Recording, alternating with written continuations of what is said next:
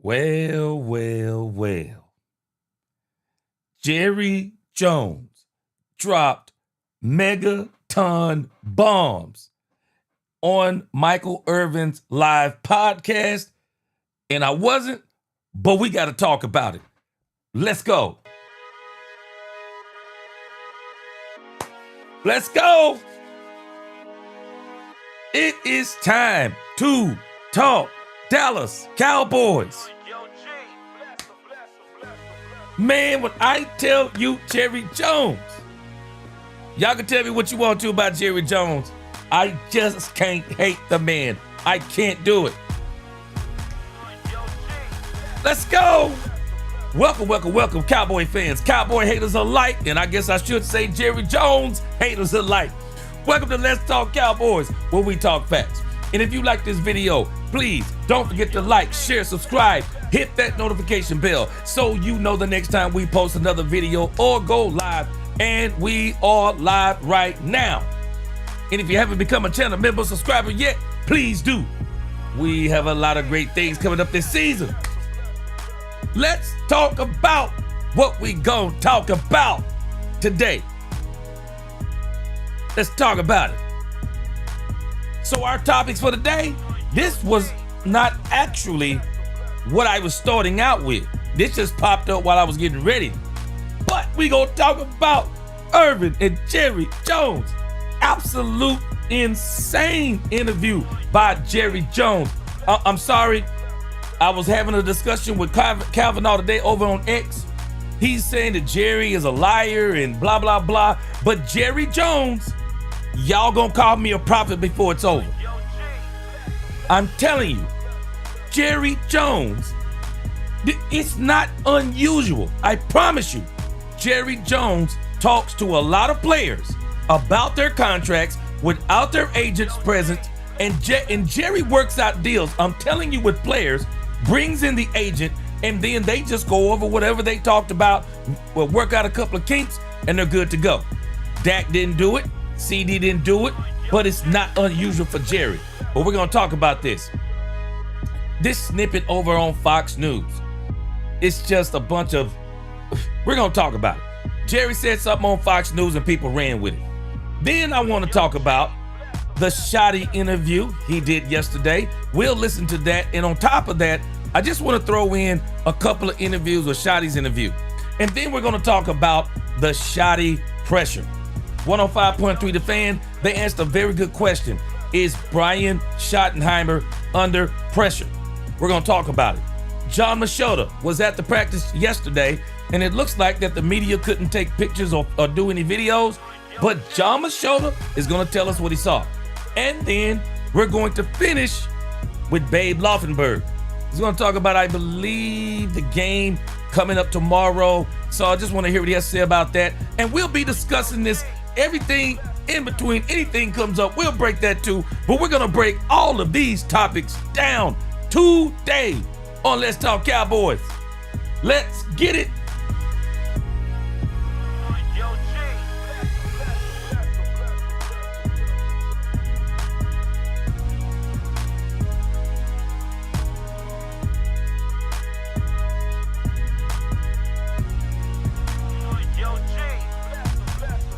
All right, let's get a roll call in. I got one of my screens off. Forgive those clicks there. All right, let's go.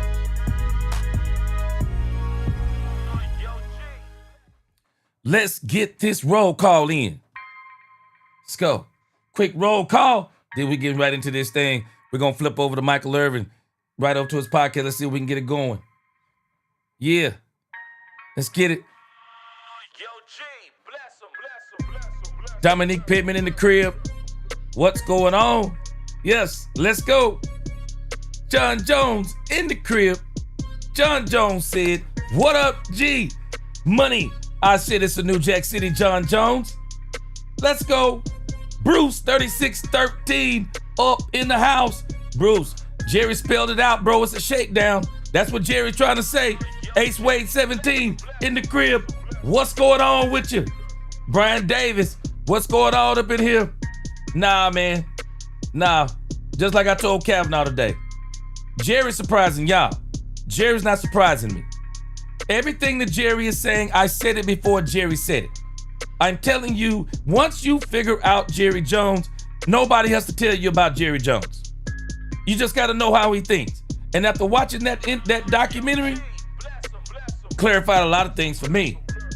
Ty Howard in the crib, what's going on? Sir No, 65, what's going on with you? Let's do the Humpty dance up in here.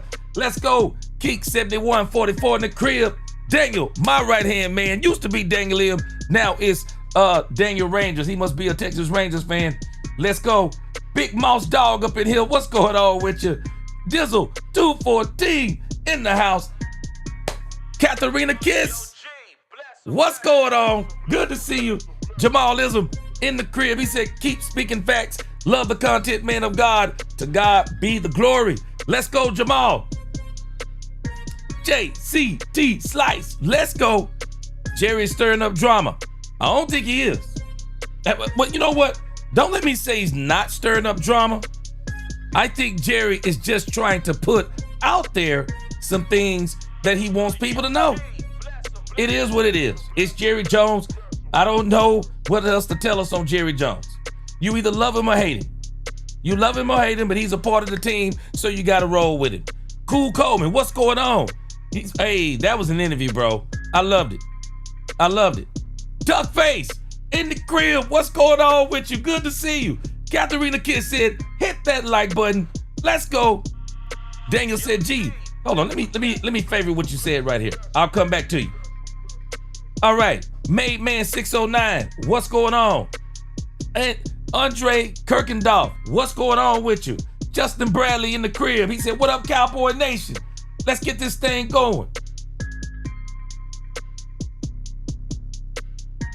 Then we got in here 824 Deshaun. What up with you? All right, let's get this thing going. Everybody else, I greet you as I see you. Let's go. Yo, G, bless him, bless him, bless him, bless him, bless him,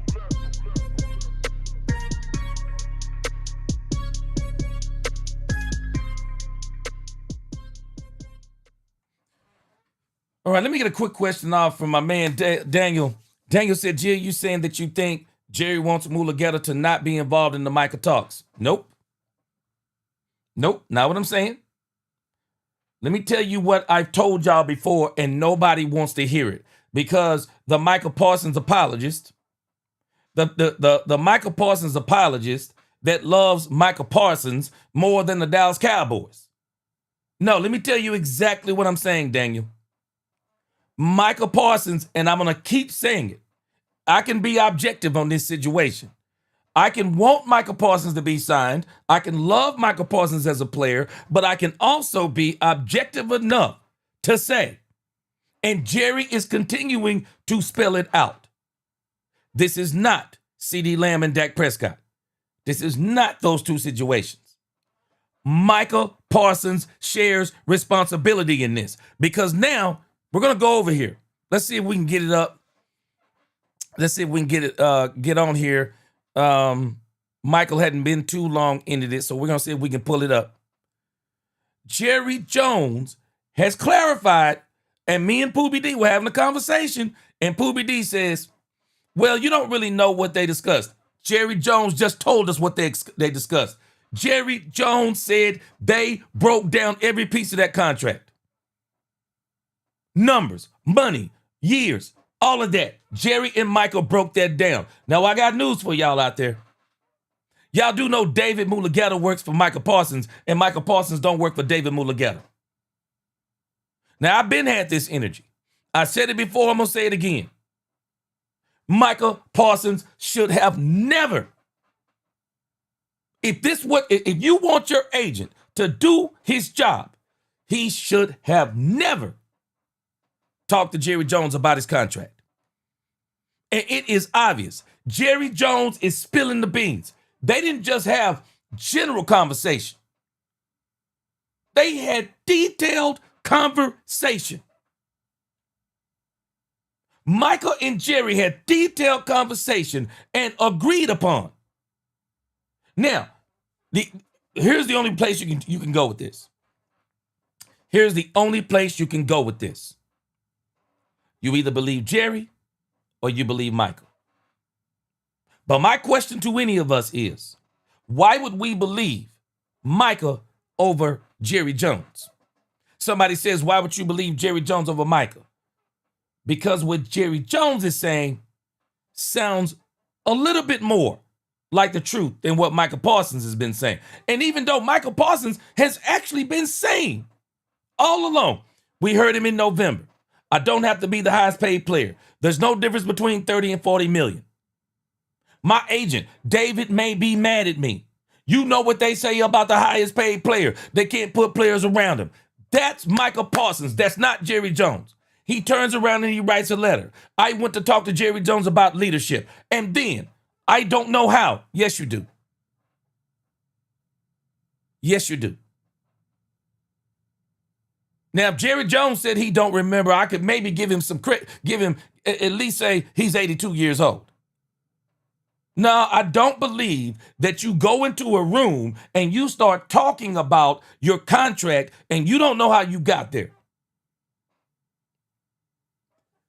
Michael knows full well, talking about he don't want to be held accountable or responsible or held to something that him and Jerry agreed upon without his agent.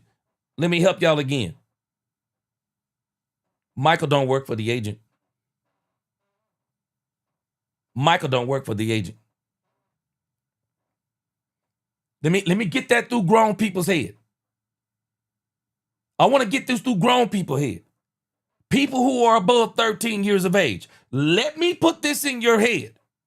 For all of you, oh man, something's got to be done. About what? About a grown man who's responsible for his own career? Talking to his boss? Micah Parsons was not in a court of law to where they tell you don't talk to the prosecution without your lawyer. And you can still talk to the prosecution without your lawyer. Why? Your lawyer works for you. It's your responsibility to not say anything while your lawyer is present. That's your responsibility. And Jerry Jones on this interview, you can tell me what you want to, but I don't see how you make all this up. Now, you might not like what Jerry said, but Jerry's just telling you where he is. And this is why I was even telling Kavanaugh, bro, you can be, people can be mad. I'm not telling you. You can be mad all you want to. But I'm going to say it once and I'm going to say it again.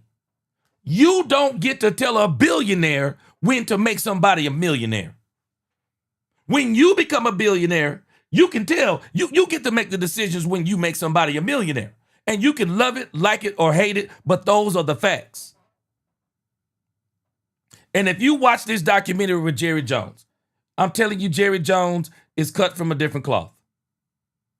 Jerry Jones is a person that believes in loyalty. Jerry Jones is a person that believes in, I guess, handshake deals or verbal agreements. Jerry Jones, and I don't care what anyone says, Jerry Jones loves him some Micah Parsons. Jerry Jones is trying to engraft Micah Parsons into the family the same way he engrafted Michael Irvin. Because I was saying this and people don't want to believe it. This isn't the first time that Jerry Jones has brokered a deal without an agent. And Kavanaugh, much respect to him, love what he does. But he said that Jerry was a liar because Jerry said he don't deal with agents. Nah. That's not what Jerry said. You got to know the nuances of Jerry Jones. No, it's not that deals don't get done and finished with the agents. What Jerry is saying is that I have worked out deals with players, and then the agents come in and get all the stuff of what we got wrote down. We look at it. Maybe there's a couple of changes, but they look at the deal that me and the player got done and say, okay, deal done. Jerry's done this. And I'm telling you, they've done it multiple times. Multiple times. It was CeeDee Lamb. It was Dak Prescott who said, nah, bruh. Nah, I don't know enough about this contract stuff. I applaud him for it. You hire your agent. I've been had this energy. You hire your agent, you let him do his doggone job. You hire your agent, you let him do his doggone job or her doggone job. You don't go in and start running your mouth talking about there's no difference between 30 and 40 million and then come back. You work a deal out and then now your agent says, now I want my part. I'm telling y'all, this is the hold up on this whole contract. This is not a Micah Parsons versus Jerry Jones issue as much as it is a Jerry Jones versus David Mulugheta issue. Because Jerry is telling Micah Parsons, and I'm telling you what he's telling him. He just said it in the interview. I said this before this interview came. Anybody can go check my timeline on X. Hadn't even watched this. You don't have to be a rocket scientist to figure out what's going on here. If you are a Jerry Jones hater, then you are blind to the facts. No. Jerry made Micah a very significant offer. And Jerry has already spilled the beans. It's only a matter of time before that number leaks. He was going to make him the highest paid guaranteed non-quarterback in NFL history. Now, how many people have been following me? See, some of y'all late to the party. Some of y'all late to the party coming here making accusations and you don't know what you're talking about. How many people have heard me say over and over and over, if I was Micah Parsons, I wouldn't be concerned about this inflated number at the front that nobody ever gets. The only thing I would be concerned about is the guaranteed money. How many of y'all have heard me say this over and over and over? Well, guess what Jerry said today? It was the guarantees, because the guarantees are the only thing that matters. The guarantees is typically what you get. He made him the highest paid as in guarantees. But I want to get over here to this thing with Michael Irvin. It looked like it's available to watch. I just want to recap a couple of the things that Jerry said that, again, it just goes to show you, you can just believe what you want to. You can believe what you want to. But I'm believing both of them. I'm believing Micah Parsons and I'm believing Jerry Jones because they're both telling the same story. They're telling the same story. But Micah is Micah is saying in the story, though, yeah, Jerry, what he's saying is true, but my agent wasn't present. So I don't feel like I should have to be held accountable for that deal. Well, I'm going to say something that's going to hurt y'all feelings. You know what Michael's going to have to realize sooner than later? You pay your agent. Your agent doesn't pay you. You pay your agent, Micah Parsons. Your agent doesn't pay you. Jerry Jones pays you, Micah Parsons, and then you pay your agent. And Jerry is saying, your agent don't work for me. Your agent works for you. And so when me and you make a deal and we get this number, he said, I'll be doggone if I now let your agent, who has brokered some of the worst deals in NFL history, they're the best deals for him. They're the worst deals for the Cleveland Browns, the worst deals for the Oakland Raiders, the worst deals for the Miami Dolphins, the worst deals for the Green Bay Packers. Every time you look at these record-setting deals, tell me what those teams are getting out of it. Tell me. I don't care about Jordan Love getting his money. I don't care. Get your money, bro. Green Bay the one dumb enough to pay you or smart enough to pay you. We'll see how it turns out. But so far, but I can go on record and say this. They fleeced Cleveland. Fleeced them. Absolute fleeced them. Christian Wilkins. Fleeced them. Absolutely fleeced the Raiders. Jerry is saying to Micah Parsons, and Micah knows what he's saying. And if y'all don't want to believe it, I've been saying it. And I think even AOC has been alluding to it. It is about the fact that David Mulugheta wants to come in on the tail end of a very high number. And now he wants to add on some more. And Jerry is saying heck to the no. Not doing it. And if y'all don't like it, I don't know what to tell you. All I can tell you is you're not paying the check. You're not writing the check. That's all I can tell you. You can take it or leave it. Let me cue this up real quick. $5 million a year. You're saying the risk of that, the risk thing, and that's why you see me as involved as I am. So how do you seeing these times now affect the decisions you'll make this time right now to try to? That was the passion that was there, the moral of the story. And of course, you represent that in so many ways. Man, follow your passion. That was the last time you did it, 30 years. 23 years since this. And Jerry, when you talk about this, when we talk about all the business and the great business that you have done and how great any player at this level of now, I'm going to tell you something else. I'm going to tell you something else that is very powerful about this interview. And this is the very reason why I even pushed back on Kavanaugh today. See, Jerry, and I don't care what y'all tell me. Some of y'all tell me. Jerry not done. You can call Jerry Jones anything you want to, but dumb, stupid, and foolish.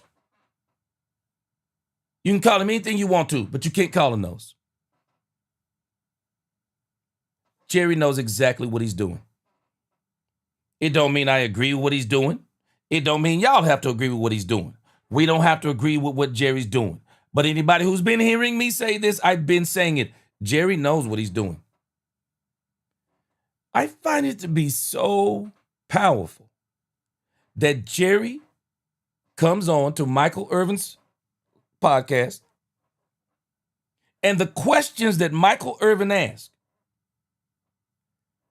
that Jerry Jones brings into the conversation that he and Micah Parsons, that he and Jerry Jones and Michael Irvin worked out his deal without an agent. Nobody finds that to be strange? Because I don't. There are no coincidences. This is a nugget that Michael Irvin hadn't even dropped. I had never heard Michael Irvin say that he did his deal without his agent. That him and Jerry worked out his deal. Never heard him say that. I just find it to be irony that is exactly what Jerry has been doing or did with Micah Parsons. And Michael and Jerry went along with that deal. But Michael wants to bring in David Mulugeta. And I'm just telling you what Jerry is saying. Jerry is saying, I am not letting David Mulugeta come in here at the end and pile on some more money. That's all that Jerry Jones is saying. And you can love him, like him, or hate him for that. But you just got to ask yourself, would you do it? Would you do it? Would you allow David Mulugeta to come in after you know the number that you and Micah Parsons have settled on? And I'm telling you right now, what are we talking about here? We're talking about what, March? I'm going to pull this up while Jerry and Michael are talking. But what is it now? It's August, and Jerry is saying about 60 days ago, I think he's off. But I think by the time that Jerry offers him the most guaranteed money, I'm thinking that the only one who might not have been signed is TJ Watt.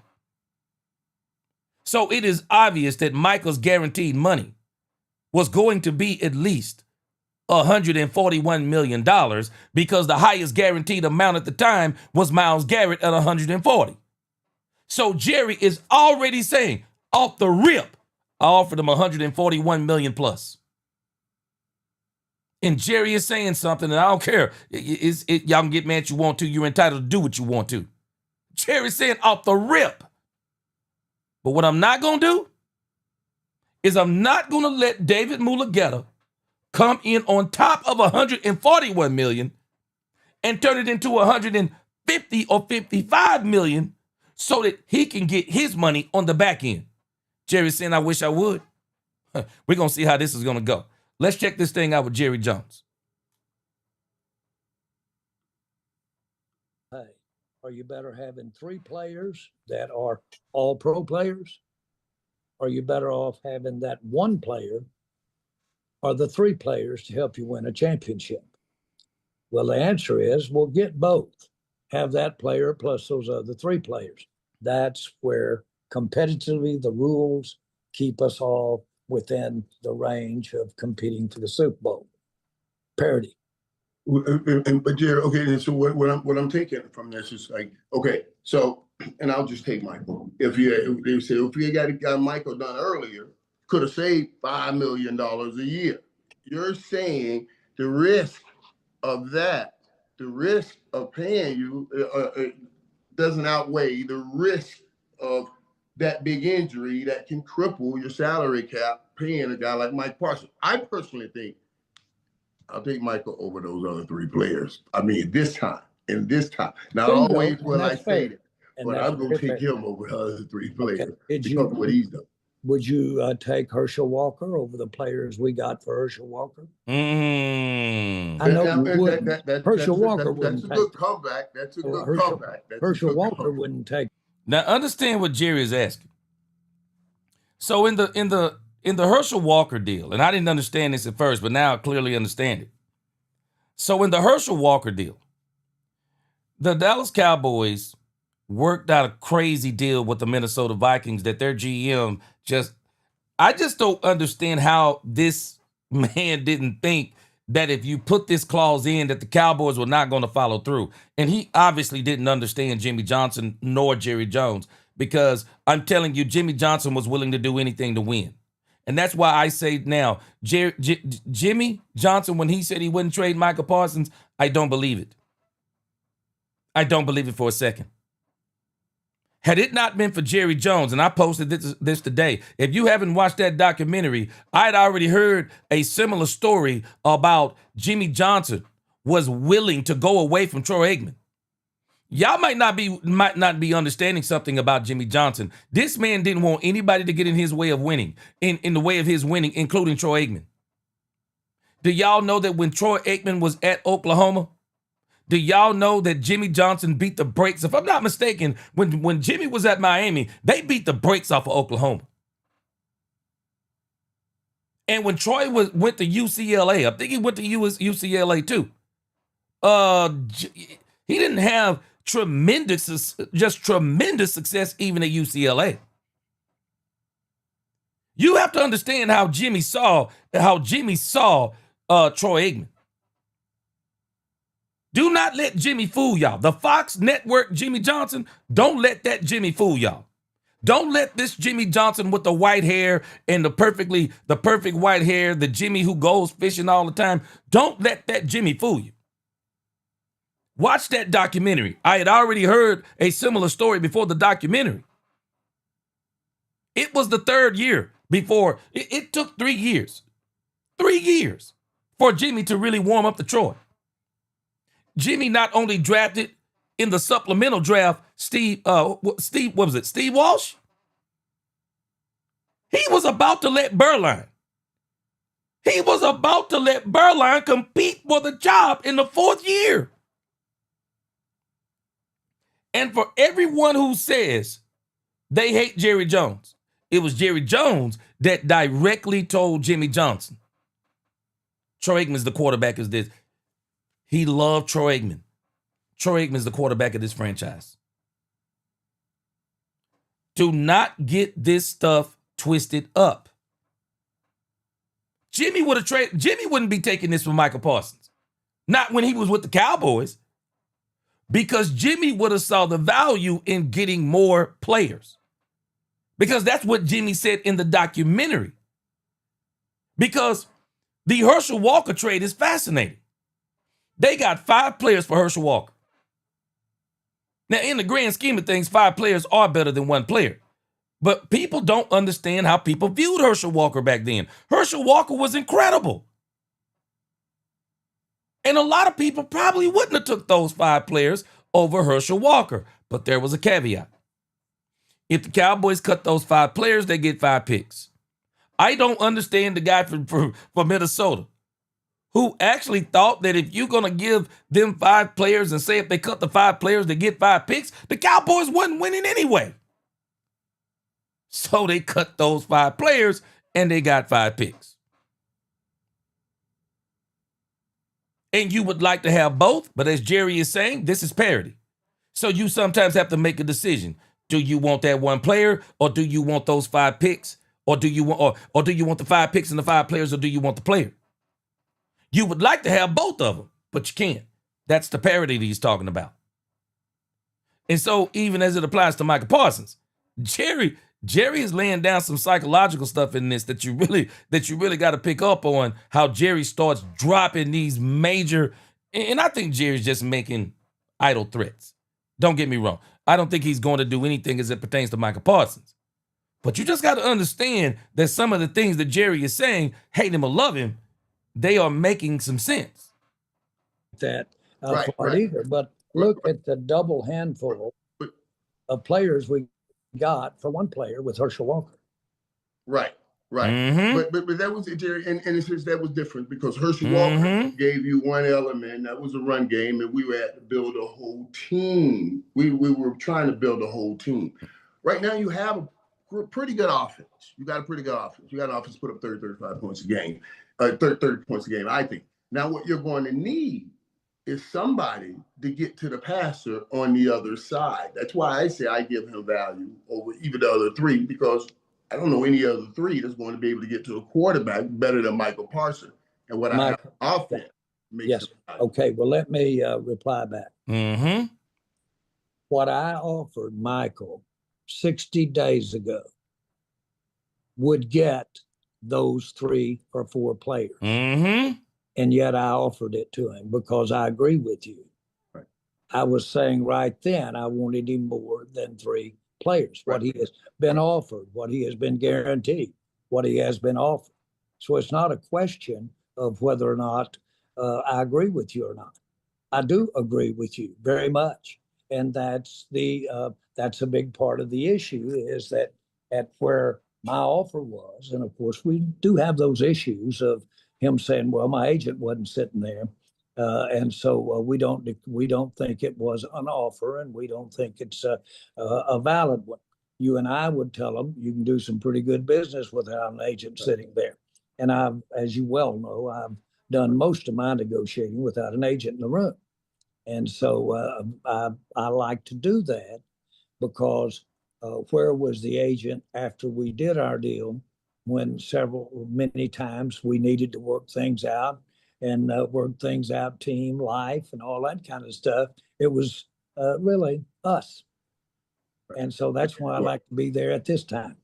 Yeah, and it was, Jerry. But as you said, Jerry, those were different times. We're so at a different place now. You know, those numbers in those days were pretty much going to stay relative to who was the highest paid at the position, what did you accomplish. Now, the numbers are so astronomical. You know, you said you made a great offer. Was that offer, was what we hear, would it have made Michael, you don't have to tell me the number, but would it have made Michael the highest paid non-quarterback in the league today, which we have all heard that's one of the things that he and his agent wanted.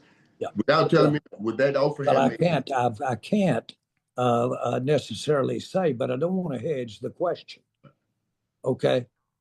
It would have made him the highest guaranteed player other than a quarterback in the NFL. Ever wondered what your home looks like from space? Enter your address Okay. and get a 360-degree satellite view of your home right now. Other than a quarterback. Okay. Other than. Now, let me hit you with what Jerry is talking about. This isn't rocket science. This is not rocket science what Jerry is explaining here. Let's look at it. So when you look at the highest paid edge rushers, and this is what I had talked about before. When you look at this is very simple mathematics. This is why you have to be careful when you start talking about these doggone contracts. I don't care nothing about Let me show you what I don't care about. If I'm a player, I said this last year. If I'm a player, I care nothing about this number right here. I care nothing about that player. I mean, about that number right there. I care nothing about it. That number means nothing to me. This number right here, it means something. I'm not going to say it doesn't mean nothing to me, but this number right here, it's not really what I'm concerned with. What I'm concerned with is this number right here. And hold on a second. What I'm concerned with is this number right here. This is the number that matters. Your total guaranteed money. That is the number that matters. And let me pull this up. This is an older one. Let's see. This is an older one. Let me pull up another one. Let's go back over here to Jerry. I'm going to pull up another one because I'm telling you, those front end numbers are not what you are looking at. You care nothing. That's just the stuff for the people who don't understand numbers to go, wow, you hear how much he's making? You hear how much he's making per year? That's for those people. But when you're looking at the total guarantee, what you're looking at is what are the total guarantees?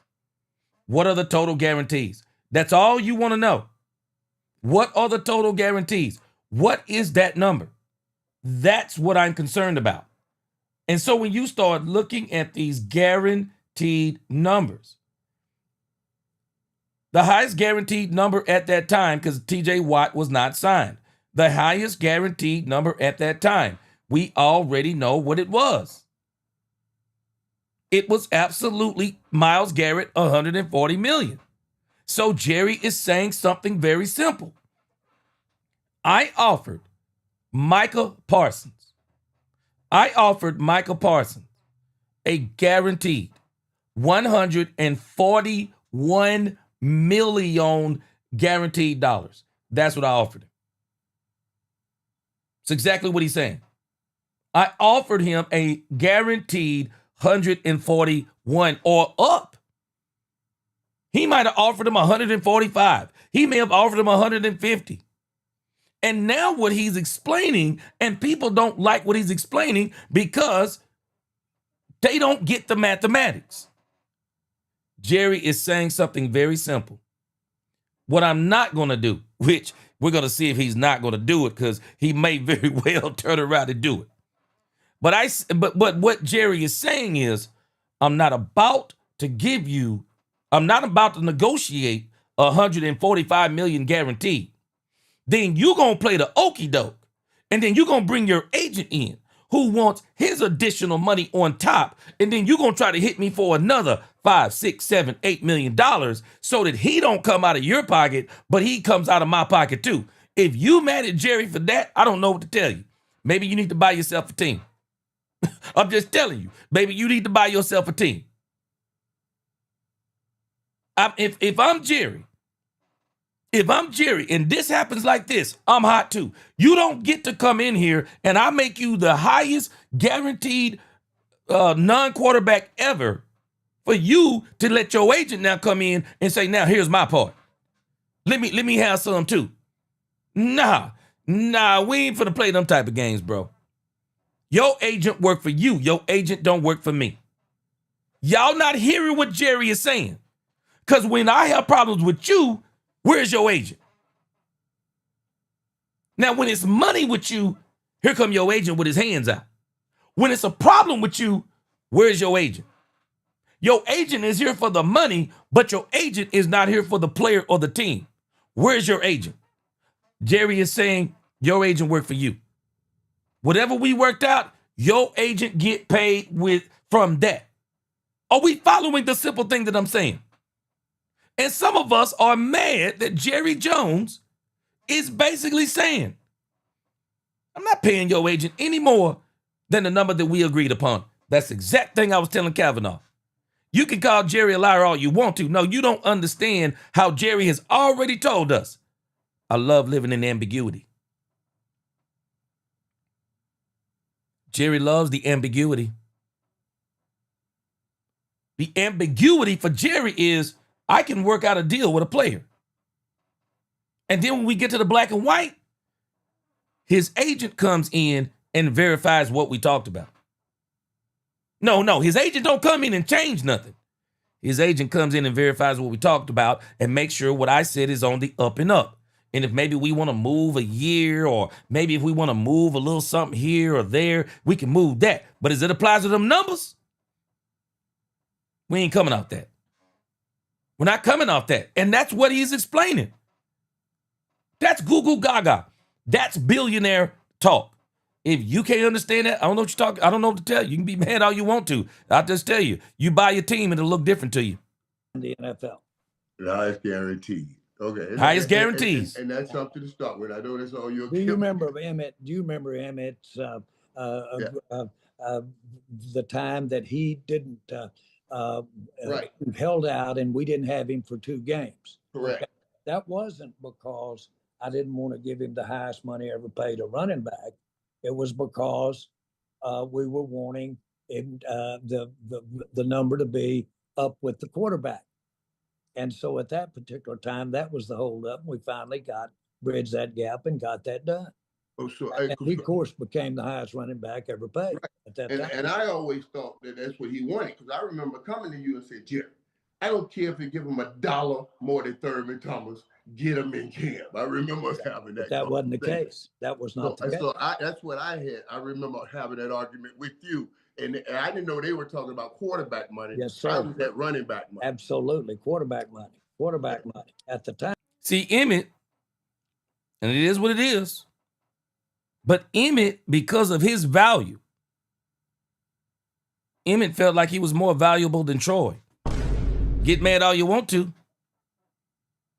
Emmett is saying it without saying it. He thought he was more valuable than Troy. Because Emmett is saying that it's my back that y'all rode to the Super Bowl. Not Troy Aikman's. I'm telling y'all got to know Troy Aikman's history to understand this conversation. That documentary, if you didn't understand that documentary, Troy was an absolute mess before Norv Turner. Troy was a mess before Norv Turner. It's not saying that Troy wasn't good, because Troy was good. But Troy wasn't what he was until Norv Turner got in there and they started utilizing Emmitt Smith. And they even talked about it. Michael Irvin talked about it. Troy talked about it. Emmett talked about it. Norv speeded things up. Norv brought in some, and I think one of the things that Norv did that was so good is that he brought in a passing game that could really help out Troy Aikman, because I'm telling you, man, Troy just wasn't there. I don't even know if Troy would have made it today. I often wonder if some of these quarterbacks, when social media wasn't around, that made it then would make it now because of the way people eat up players. I mean, Troy really didn't come around until, what was it, that 4th year? I mean, that's when he really turned it around. And I don't find it to be strange that after Jimmy really pushed him hard with Berline. Jimmy pushed him hard with Berline. And I'm telling you, I think Jimmy would have been willing to go with Berline. I just think he would, because even Berline said Jimmy liked the kind of player that Berline was versus Troy. Very laid back, very reserved. Well, that wasn't Jimmy Johnson. Jimmy Johnson came from Miami, where players had swag, where players were wearing chains and dressing cold-blooded, celebrating on the field, taunting players, making guarantees. Jimmy wanted them to let it all hang out. That's not Troy. Berline was more of what Jimmy liked. Not to mention he came in winning. For all y'all people hating on Jerry Jones, you better be thanking Jerry Jones, because there might not have been Troy. There might not have been a Troy Aikman had it been up to Jerry Jones. I'd already told this story before, but now they solidified it with another story. Yep, it was Jerry Jones that told Jerry I mean, it was Jerry Jones that told Jimmy, Troy's the quarterback. That was not the first time I had heard Jerry told Jimmy, Troy's the quarterback. I'm just telling you, Jerry is just saying this very simple. I'm not letting David Mulugheta come up in here and get more money. I'm not doing it. And this is the standoff. So the question that we're going to get answered over the next 2 weeks. And I told y'all, this ain't that. This ain't CD. This ain't that. No. The question that's going to get answered over the next couple of weeks is, does Jerry cave in to David Mulugheta? This ain't Micah. Y'all got to understand. This ain't Micah that Jerry is dealing with anymore or refusing to deal with. Who Jerry is refusing to deal with is David Mulugheta, because Jerry is saying, whenever we do come back together, and we're going to see if Jerry stands on this. I don't believe Jerry's going to stand on this. I believe Jerry's going to give in. But what he is saying right now, David Mulugheta, you won't get another dime out of me. You will not get another dime out of me. So when you come talk, it better be where me and Micah talked. All that other stuff we can talk. But when it comes to that dollar amount, from what I've offered Micah, forget it. You blame him? I don't. I don't care. I don't blame him. Micah, if you don't want Jerry to hold you accountable, don't talk numbers. Dak Prescott said it. Don't talk numbers. You want to talk leadership? We need to have those conversations. You want to talk expectations? We need to have those conversations. But you want to talk money? Hear no evil? See no evil? Not even a nickel will come out of my mouth if you talking numbers, Jerry. I don't even want to know what a doggone Italian sub costs. I don't want to know. Because if you going to tell me it costs $5, we talking numbers. I can't talk numbers with you, Jerry. I can't talk numbers with you. That should have been the conversation. But this man, Jerry, is spelling it out. This man worked out the numbers. They worked out the numbers. And then, let me get my agent involved. Okay, cool. Send over the details. Nobody said this part, did they? Michael said his agent contacted the Cowboys. Agent said the deal's already done. Michael said, but Jerry said, we sent the deal over. Told us to shove it up our butt. Somewhere in the middle is the truth. And both of those actually sound like they're telling the same thing from the perspective of that person. But I can tell you this, I do know from both of those stories, the details got communicated. Because they both have said as much. The details got communicated. And it is obvious that David Mulugheta, based on what both of them said heck no. Because I'm about to get my part. And Jerry said, no, the heck you not. Now, having said that, and by Wait, the way, are you hinting to me that Michael's asking for quarterback money? No, I'm not. I'm not hinting anything, but I would say this: the world would know that I want Micah if they knew what I had offered him, and he knew what, and he knows what I offered him. So the world would know that I want Micah to play on the team and that I respect him for what he can bring to the team. And now, as it turns out, in this, Jerry is saying, and I didn't go cheap. You watch what I tell you. Jerry asked Michael Irvin to come over to the office and look at that contract. You watch what happens when Michael Irvin looks at that contract. You watch what happens when he looks at that contract, and he's going to come back, and I guarantee you, Michael Irvin's going to say, Jerry offered him the world. You watch what I tell you. Y'all going to call me a prophet before it's over. Michael Irvin is going to verify. Man, I don't know what Michael and his agent are talking about. You watch what I tell you. Jerry still has the paperwork. That's how we know that Jerry is telling truth in this. He got the paperwork. Michael, come look at it. I ain't lying. Come look at the paperwork on this. This particular case, you say, well, what happens? Well, what happens is that we have a contract, and there's this year remaining under the contract. And then in the NFL, I get at our volition to extend that contract another year. We'll pay him like a franchise and another one after that. So we really got 3 years to work this thing out. I don't believe it. This is the part right here. Boy, if Jerry, y'all about to see what Michael made of. If Jerry does this, I don't think Jerry's going to do this. Do you hear the threat that Jerry just made? Let me read this super chat real quick. Appreciate you, USMC.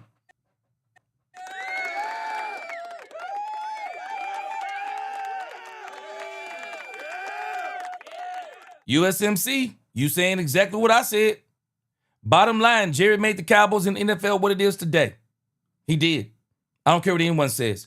In Jerry's mind, he's thinking, how are people going to tell me I can't negotiate with my players? I see no lies, USMC.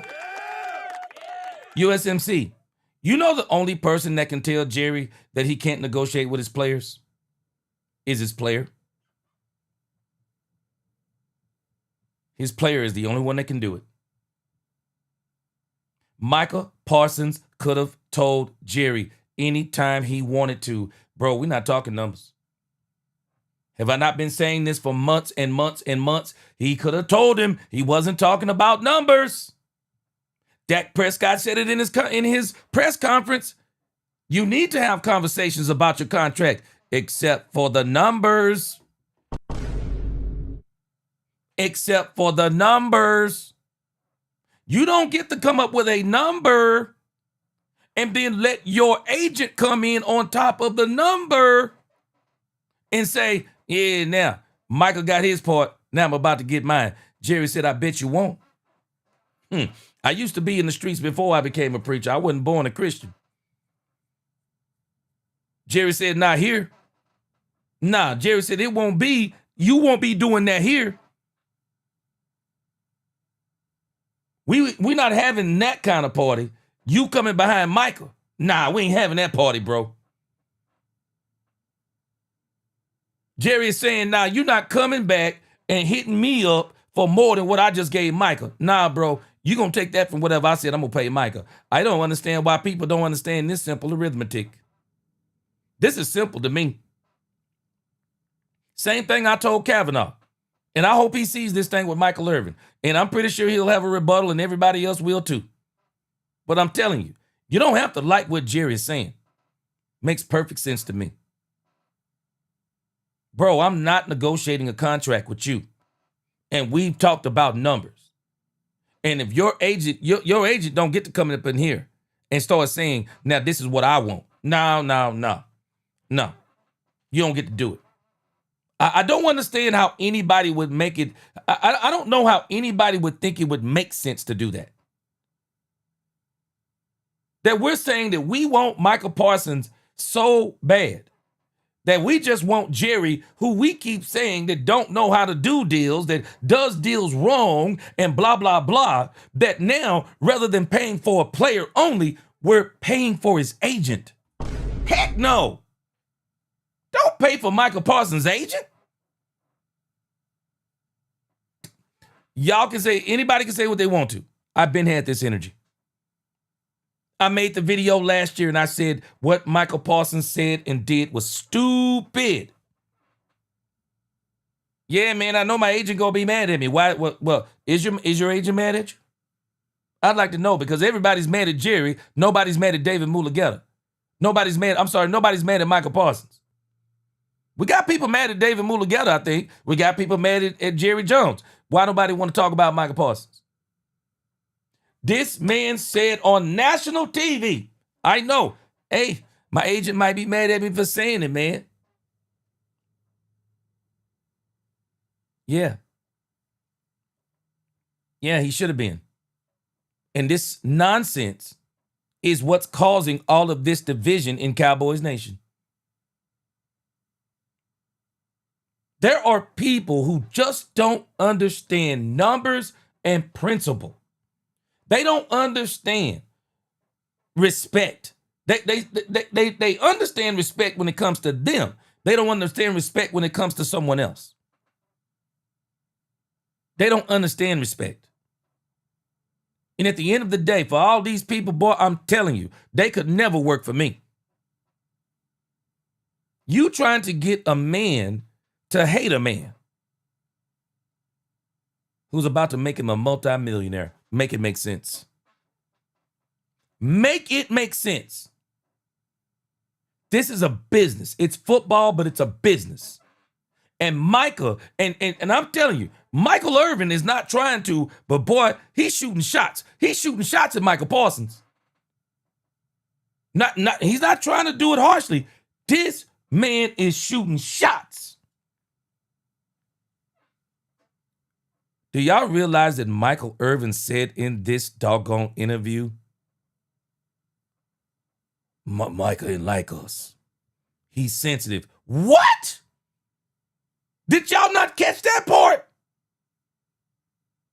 This man said Micah is sensitive. What? Yeah, he ain't got the, I don't know. I guess he ain't got the patience. He don't have the maturity to deal with this. That's what he's saying.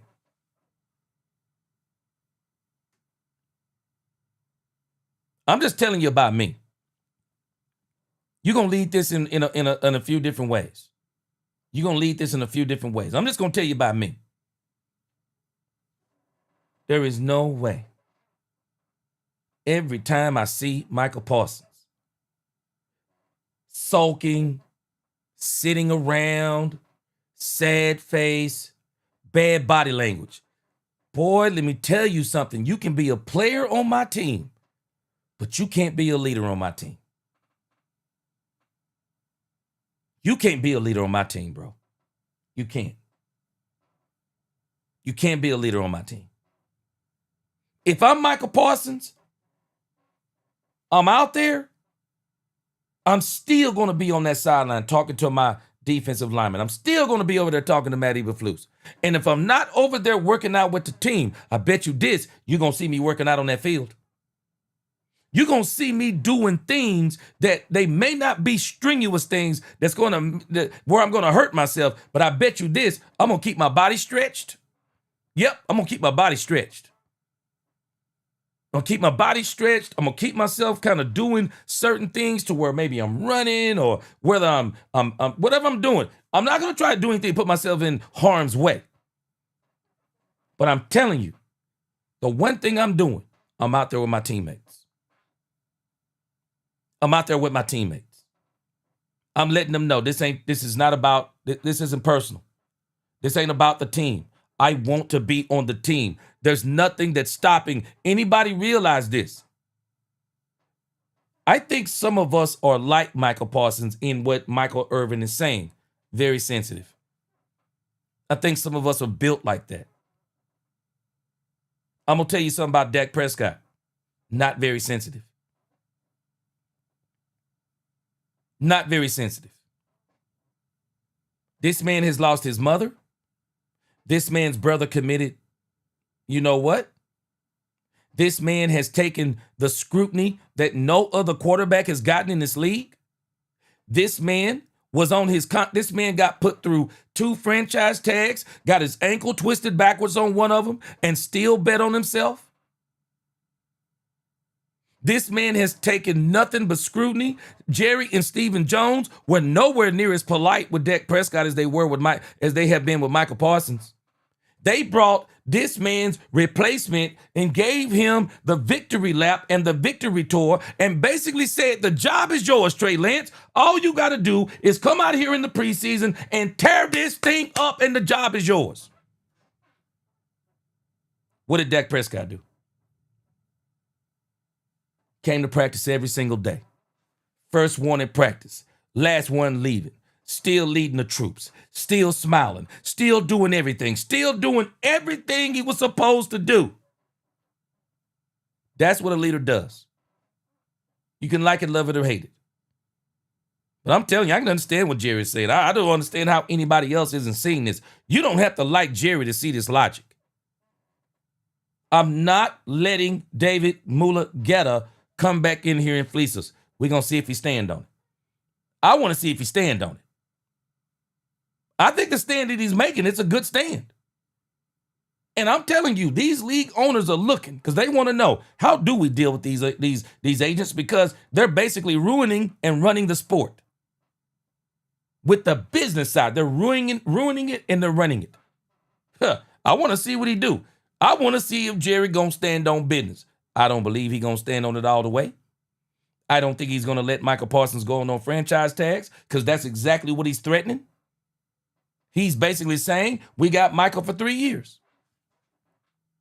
If he don't want to sign a contract, if he don't want to sign with what we have, so he can go with these franchise tags. We can work it out in 3 years, or he can get out of here. But either way, Michael's still in a bad situation. Because Jerry could get down to the last year and say, okay, you haven't been acting right. You still don't want to do what we want to do. We're going to trade you to Cleveland. Or what's the worst team in the league? We're going to trade you there. Michael and his agent have no leverage except for the court of public opinion. And the court of public opinion don't count. I'm just telling you, it don't count. And it's a basic contract that's there to go. And I did that with Dak, and we couldn't agree. So Dak played his last year of his contract. Yep. And then we franchised him. Yep. And so it's exactly what happened with Dak. And we moved forward. And of course, ultimately, we got a contract, made Dak the highest paid player in the NFL. So the president is handling it like Dak. But in this particular case, then Micah comes in and plays this year under his contract. If it doesn't, it's very costly for everybody. Just a little similar to what happened when we didn't sign Emmett and we didn't do well our first 2 games. He was an integral part of what we were doing. But at that particular time, we got that worked out and went on to win a Super Bowl, as you recall. Yeah, and Dak is the quarterback, and Jerry, quarterback position, you can really, you even though it's been unfortunate for Dak, he's had some injuries and everything. How much does that play into it? That okay, even Dak, who's a protected guy at quarterback, had those injuries, and now you're talking about a guy like Michael, who is not as protected at running around. So I got to ascertain from what you said to me earlier that this thing also counts into your understanding of this contract negotiation. Okay, Mike, I'd like to turn the table on you a little bit and say, What's that? Which is the most the most important increment? The top-rated quarterback, No doubt. or the Say it, Jerry. top-rated pass rusher? Yeah, no doubt. Top-rated quarterback, no doubt. Yeah, okay. Say it. So that's Boy, I got beef with Troy Aikman. And I mean good beef. I love Troy Aikman. It ain't like I know him, so it don't matter, but I love Troy Aikman. But Troy Aikman said something on a Monday Night Football this past week. Said that the leverage that Micah Parsons has over the Cowboys is that the Cowboys can't win without Micah Parsons. Jimmy Johnson thought the Cowboys couldn't win without him either.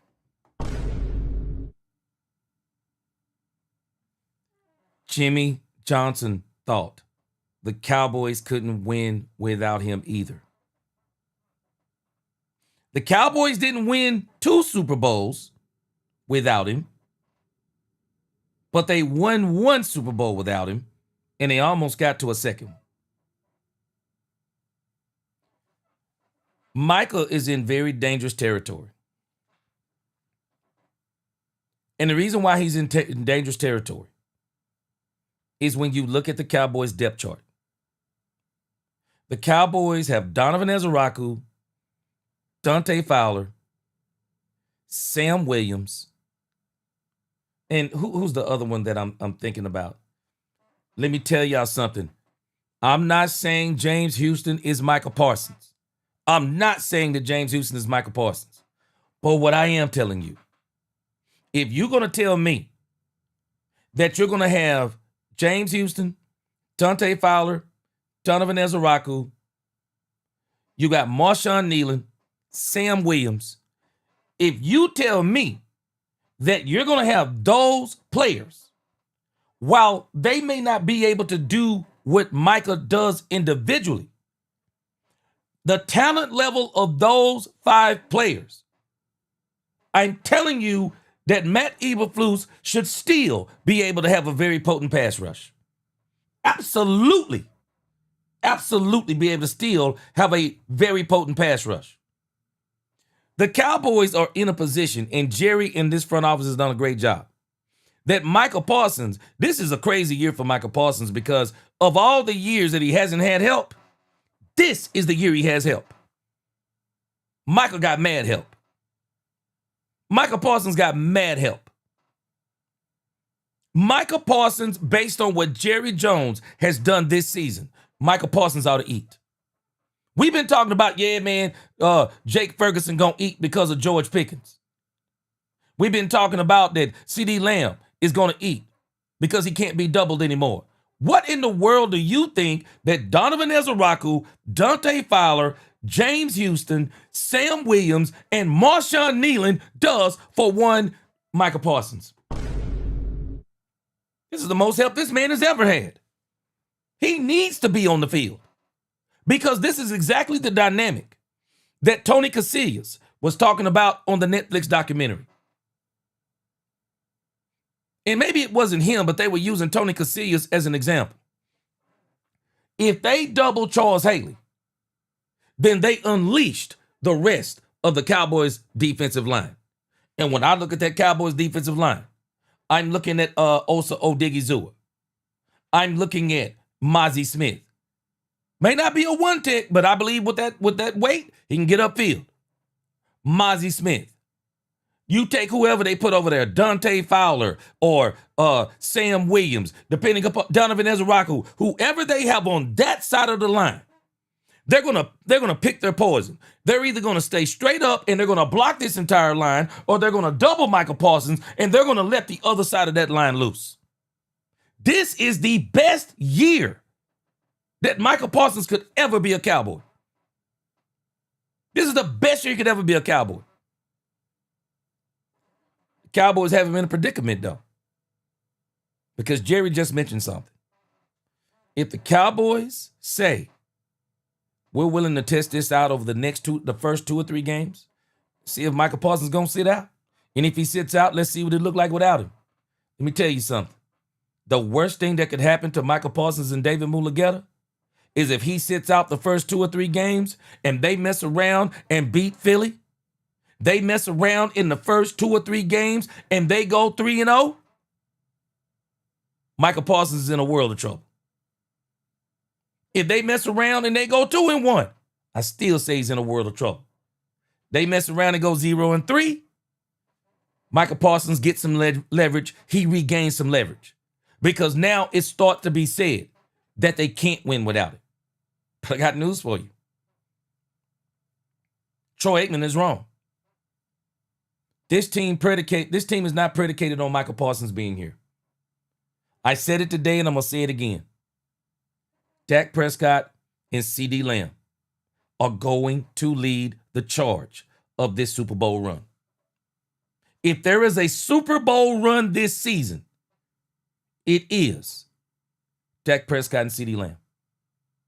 Because until we get a one tech, until you tell me we're going to bring in a cornerback, unless Matt Eberflus just comes out the box and shocks all of us, we are going to be 2023 Cowboys on steroids because now we got George Pickens. Now we got Kevontae Turpin playing third receiver sometimes, lining up in the backfield. Now we got a speedster in Jaden Blue, Jake Ferguson back healthy. We are going to be 2023 on steroids. Dak and CD leading the charge, everybody feeding off of that on the offensive side of the ball, and then on the defensive side of the ball, we're going to be bend, don't break. Bend, don't break, outscore teams, get the lead, play with our ears back, let that pass rush go to work. That's us. 2023 on steroids. We mess around. Man, Micah Parsons mess around. We're going to see. I don't think this is going that far. But if they decide to go this far, Michael's taking a gamble.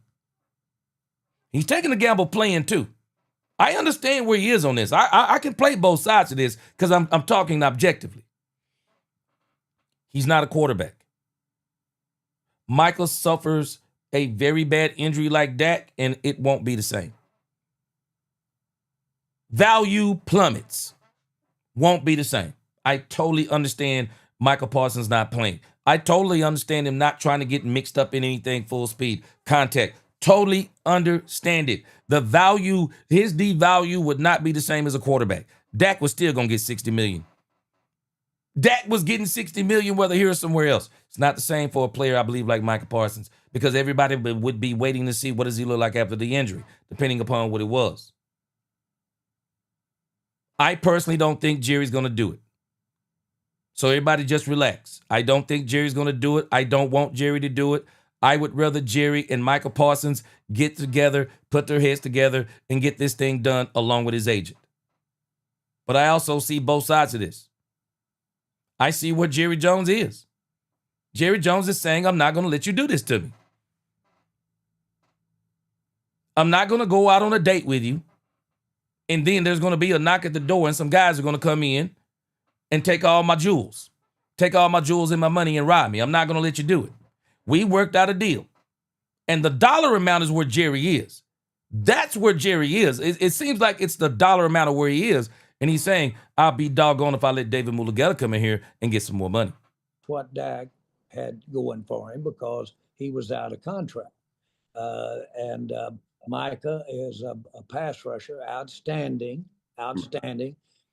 We need him to win, and we should have him to win. We can have him 3 years like it is right now. We can have him 3 years without having a disagreement. He should though, in my mind, because he'd be the highest guaranteed player ever on defense. Was what he's been offered. Now you see where Jerry keeps going? You got to understand Jerry to understand. And I don't even think you have to understand Jerry. Jerry is saying, y'all not listening. I've already made this man the highest. I've already offered to make him the highest paid non-quarterback ever. I've already made him that offer. What I'm not going to do, and we're going to see if he's going to do it. What I'm not going to do is let David Mulugeta come in and inflate that number and now put his part on top of it. That's what he's saying I'm not going to do. Now, y'all can love it, like it, or hate it. But I know unequivocally that's what he's saying. That's what he's saying. It makes perfect sense. I'm not letting this man do this to me. You don't get to come in here, Micah, and tell me what you want and then let your agent come in behind you now and say, it's my turn. Nah, bruh. Jerry said, no, y'all not taking turns up in here. No, it ain't going to be no tag team back again up in this piece. Jerry's saying something. No, y'all not tag teaming me. Carlito Cash said David Mulugeta is almost $1 billion in signed contracts for players he represents. He only wants money for himself and doesn't care about team success. Facts. David Mulugeta don't care about no Dallas Cowboys. How could he care about the Dallas Cowboys? He's got players on multiple teams. He don't care. I don't know. Maybe he does have a favorite team. But I'm telling you this, he don't care about no Dallas Cowboys. People mad at Jerry talking about Jerry making money. Well, Jerry, it's Jerry's team. Jerry ought to be able to make money off his team. Jerry's saying, but what I'm not going to do is David Mulugeta. You're not tag teaming.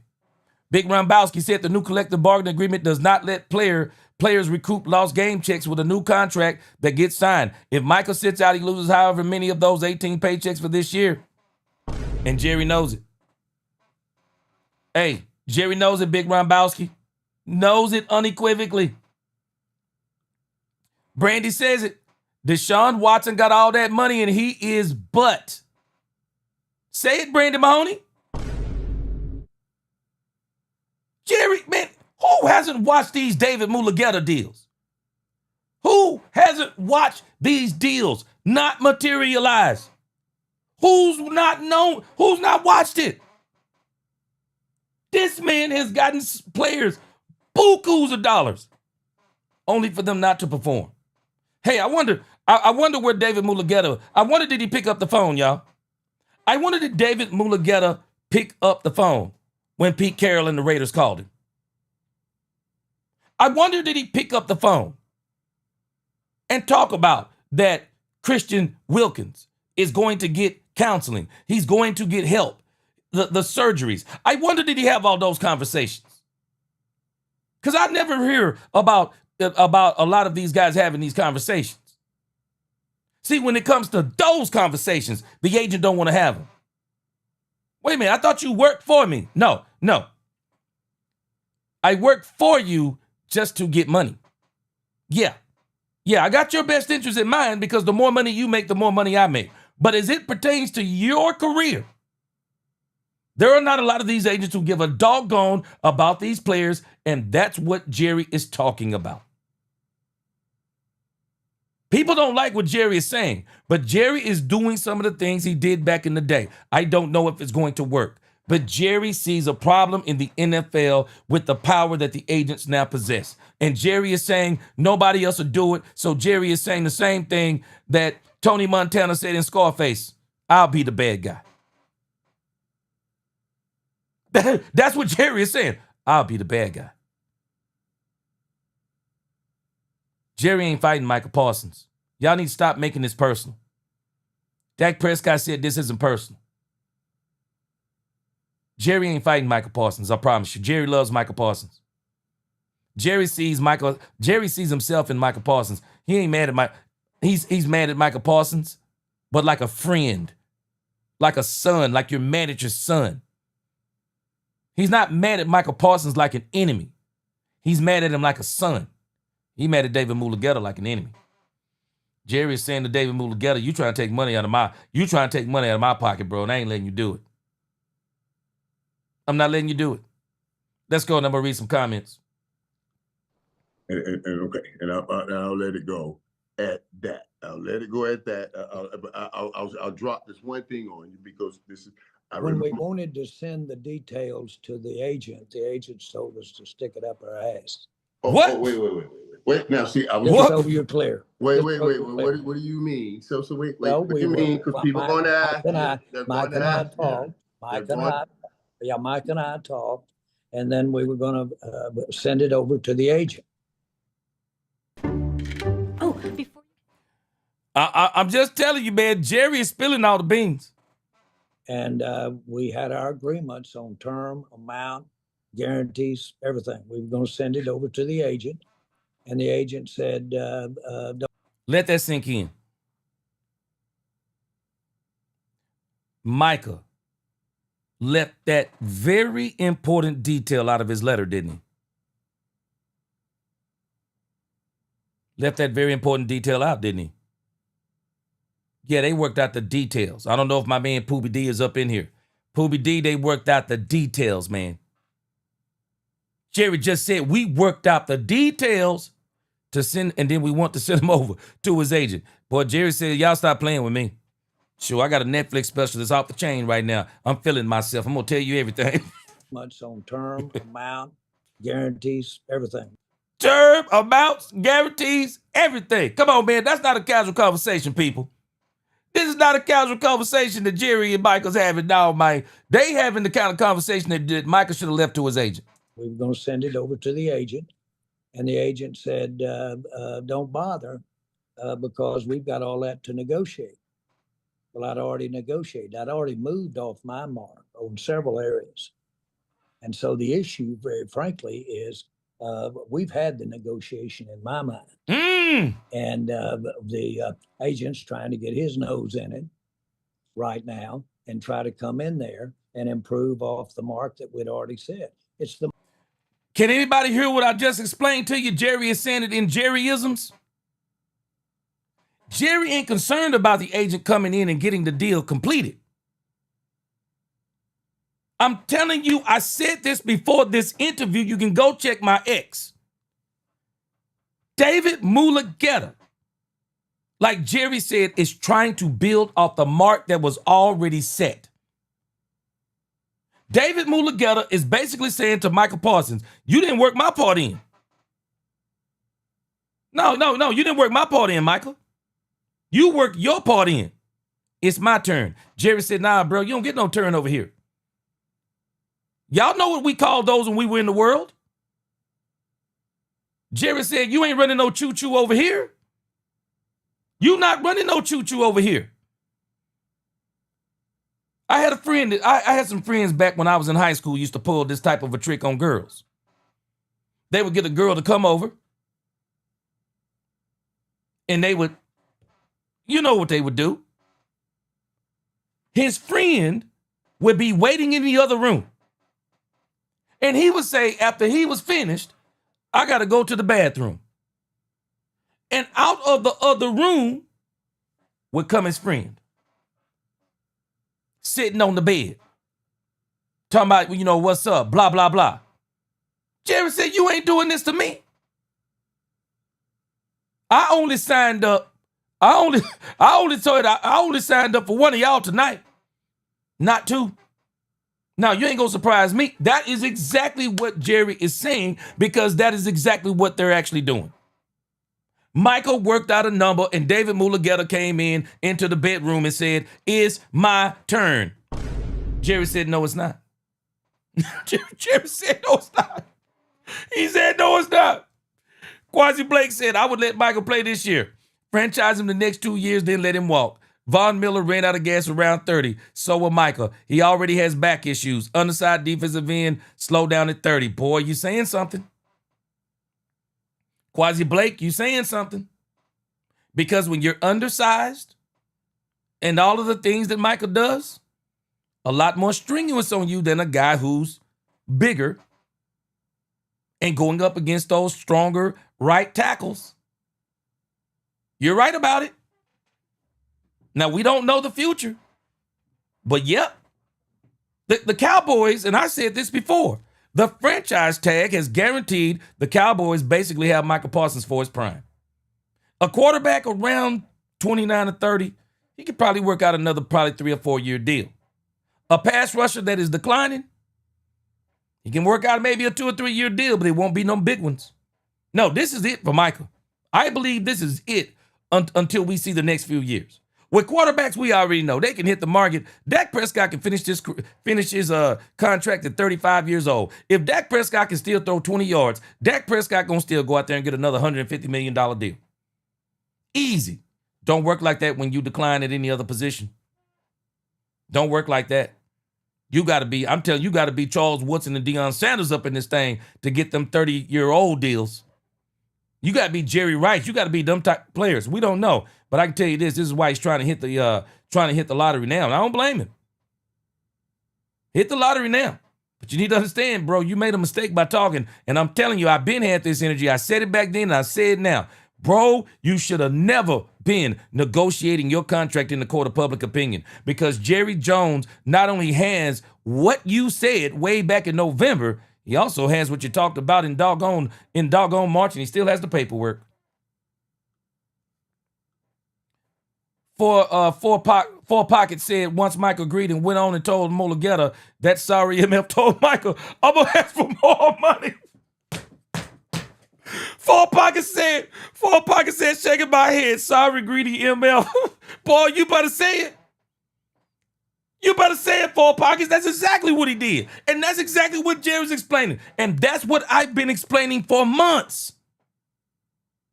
I've been explaining this for months. It don't take a rocket scientist to understand this stuff. It don't. It's simple. Colito Cash, David Mulugheta is a leech. Now, agents are leeches, but they're smart leeches. That's what you pay them for, Carlito. You pay him to be your smart leech because you don't know how to work out all the details of a deal. That's the very reason why I said Micah Parsons don't need to be talking about his deal, but he did. He went in there. He talked about his deal. They came to an agreement. And now Jerry is saying something even more. It wasn't just a handshake. I drew this all up on paper. I sent it over to the agent. And the agent said, take that paper and shove it. That's exactly what he told him. It don't take a rocket scientist to figure this out. Judas redemption. I'm mad at the agent. Get him the F out of here, Micah. This is the very reason why T. Higgins, he fired this same agent. I'm telling you, man, David Mulugeta, we've already done the video on this. David Mulugeta, his players get traded because he tries to play this type of hardball. He does. Randall Armstrong, what's going on with you? Brian Davis, I already think I'm doing all this for nothing. Micah Parsons is getting signed by, Brian, I'm talking about this because this is what we're talking about today.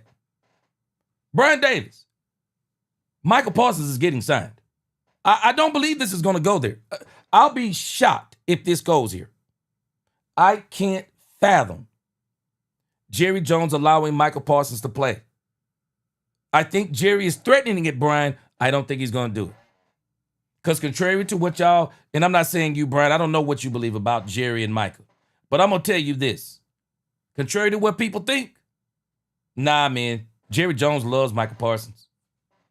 You're going to hear it. He's trying to engrap this man into the family. Jerry trying to engrap Micah Parsons into the family. That's exactly what he's doing. Micah Parsons, Michael Irvin, family. Family. Michael Irvin is Jerry Jones' son. Somebody needs to check his DNA. Michael Irvin is Jerry Jones' son. Jerry Jones is trying to do the same thing to Michael Parsons. I need you to be my son. Not son in a bad way. No, I need you to be my son. I'm going to take care of you for the rest of your life, on and off the field. And Jerry has done that very thing for Michael Irvin. There would be no Michael Irvin without Jerry Jones. And I'm talking post-football. There would be no Jerry Jones without Michael Irvin. Jerry Jones, I'm going to tell you something, man. He reminds me of my mom. My mom loved hard, man. My mom loved hard. And boy, when she loved you, she loved you. When she loved you, she loved you. And when she was mad at you, shoot, you better watch out. But Jerry is one of these people, man. He takes a lot of things. Jerry is a person that's he's very, and a lot of people don't get this about Jerry, but I think we learned it from the documentary. Jerry is big on loyalty. Loyalty and respect. He's big on those things. And he's saying, man, hey, bro, this is a loyalty issue. Now, some people today won't understand that. They won't understand that. Mike Torres said, F Michael for allowing this. Man, he should have never talked about that contract. Ed Moon, Mulugeta shouldn't have told Jerry to stick it in his butt. You know, and Ed Moon, this is the part where I'm wondering is this hyperbole? I mean, is this hyperbole that David Mulugeta told him to shove it up his... I'm struggling. Because if he told Jerry this, boy, we might be watching that. Boy, we may be watching one of the craziest standouts we've ever seen in Cowboys history. Katharina Kidd said they don't understand respect. Hit that like button. She said, hit that doggone like button. Let's go. Y'all hit that like button. Man, I'm telling us, I appreciate y'all rocking with him. I'm going to read a few more comments and we're going to get back into Jerry Jones. My man Christian Legal said David Mulugeta isn't the one that got drafted by the Cowboys and plays for the Cowboys. Christian, this is the point that Jerry is trying to make. And Jerry is doing something that he's done his whole career in the NFL. He's done things to try to improve the NFL. And Jerry right now is saying to the NFL, I'll be your huckleberry. People are not understanding what's going on. And the one thing that I don't understand about our media, have y'all ever noticed how our media are very agent-centric? Our media is very agent-centric. You want to know why they're very agent-centric? Because they have agents. That's why they're agent-centric. And that's why when you hear them talk, A lot of them don't talk from an objective perspective. They talk from a subjective perspective because they don't want to say anything that's going to make an agent mad. This is the good thing sometimes about being a content creator. Now, sometimes you get content creators and they do work with agents or they work with sponsors. And you better believe that once you start hiring yourself out, there's certain things you can't say. But when you are a free agent, when you are someone like me and others, you can say whatever you want to say. You can speak objectively, sometimes subjectively, but you can speak objectively without having to worry about an agent. But I think some of these media people, because they have agents, they're very agent-centric. And so when these things come up about agents, it's strange to me. They're saying they're taking the player's side, but they're not taking the player's side in this. They're taking David Mulugeta's side. This is not a Micah Parsons and Jerry Jones issue. It's a David Mulugeta and Jerry Jones issue. And Micah Parsons, I'm not saying he's necessarily caught in the middle, but Micah Parsons is kind of like that person that sometimes does something, says two things to two different people, and don't think these two different people are going to really clash over it, and then they cause the clash of the Titans. He's kind of sitting here like, oh man, maybe I shouldn't have. Too late. Now you got to ride it out. Now Michael got to ride it out. Because your agent, this is what you hired him for. You said you're going to trust your agent, and Jerry said, I'm going to trust me. Oh, boy, we had a standoff. We're at a standoff. It is what it is. I don't know what else to tell us. But I think at the end of the day, it all works out. I believe Michael gets signed the day of the doggone Philadelphia game. I won't be surprised if it's at that game. Brandon Cup said Michael to the Browns for Garrett, Shador, and next year's first and third. Cut Milton, bring in Gilly and Wilkins, and we good. DC4L, go Cowboys. Hey, man, let me tell y'all something, boy. After watching that documentary and seeing how crazy Charles Haley was, hey, man, I might be willing to bring in Christian Wilkins now. Boy, I might be willing to bring in Christian Wilkins, man. We can handle it.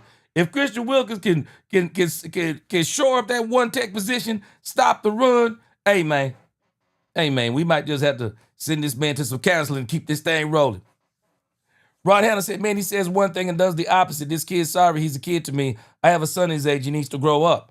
And man, let's listen to some more. Michael's gonna say it. I think one of the most powerful statements that Michael made in here.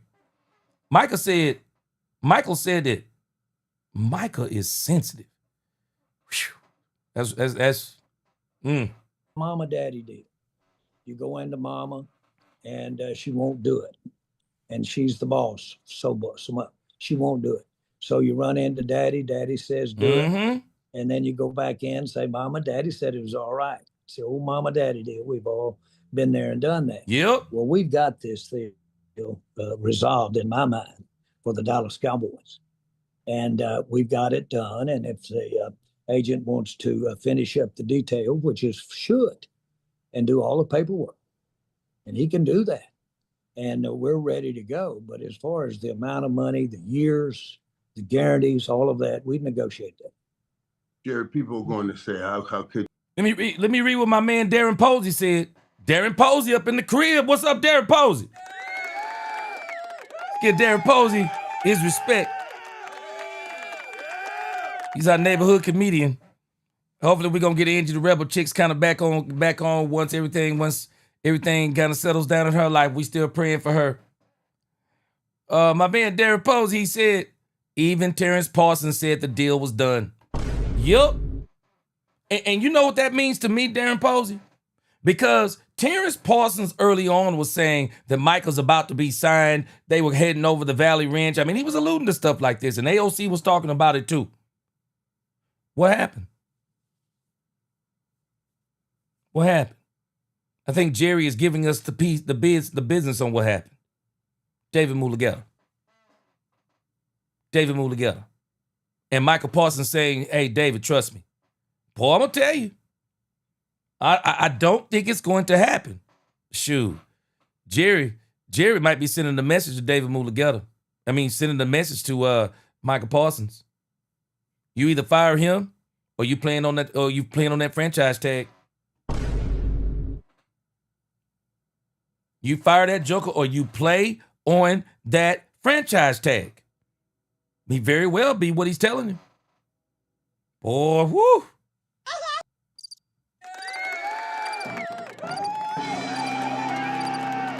Man, I'm telling y'all, that may be very well what he's telling him. You either fire that agent of yours, bro, or you get him in check, or you're not gonna be playing here. Boy, Brandon Cup, you better stop playing. You just said a mouthful. Jerry is the NFL. Yeah. If that Netflix special didn't tell you what Jerry Jones has done for this league and how Jerry is such a trendsetter, a pace setter, man, all eyes on Jerry Jones in this league right now. They are. They're trying to see, because nobody right now knows how to do anything with these agents. That's why they're giving in to them. D7379 said another saying you don't want to be a Cowboy anymore. Boy, that's a tough one right there. And I wonder if that's one of the reasons why Jerry is taking such a hard stance on this, because Jerry might have took that to the heart. Man, y'all saw how Jerry Jones took it when he heard that Jimmy Johnson was flirting with the Jaguars? Shoot, man, Jerry went as far as calling Jimmy Johnson an MFer. I said, what? Shoot, boy, boy, Jerry takes some things personal, man. Ron Jones said, I stand behind Jerry on this. He said, now it's time for Micah to stand on business with that agent. He said, I'm tired of hearing people crying about talking Jerry pay Michael. Sounds to me like Jerry been trying to pay Michael. Say it for the people in the back. Man, this ain't Jerry's fault this time, y'all. I've been saying this from the beginning. Nobody's been wanting to hear it. This is not Jerry's fault this time. It's not Jerry. This is that doggone agent of his. It is. Nate Smith said, if you are the highest guaranteed player in terms of contract, you are the highest paid player. The word guaranteed is what you can spend. Nate Smith, I said this early on. If I ever did a contract, I don't want to hear nothing about that front number. All I want to know is what's my guarantee. Tell me, what do I get? Rain, sleet, hail, or snow? Tell me what I get.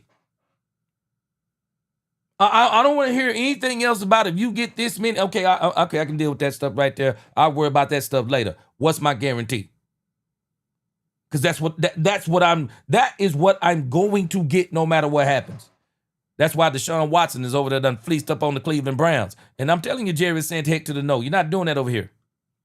You have negotiated that with Micah. And I know they'll take our conversation about negotiation and say, just because it worked with Michael Irvin don't mean it works with Micah Parsons. That will be the argument.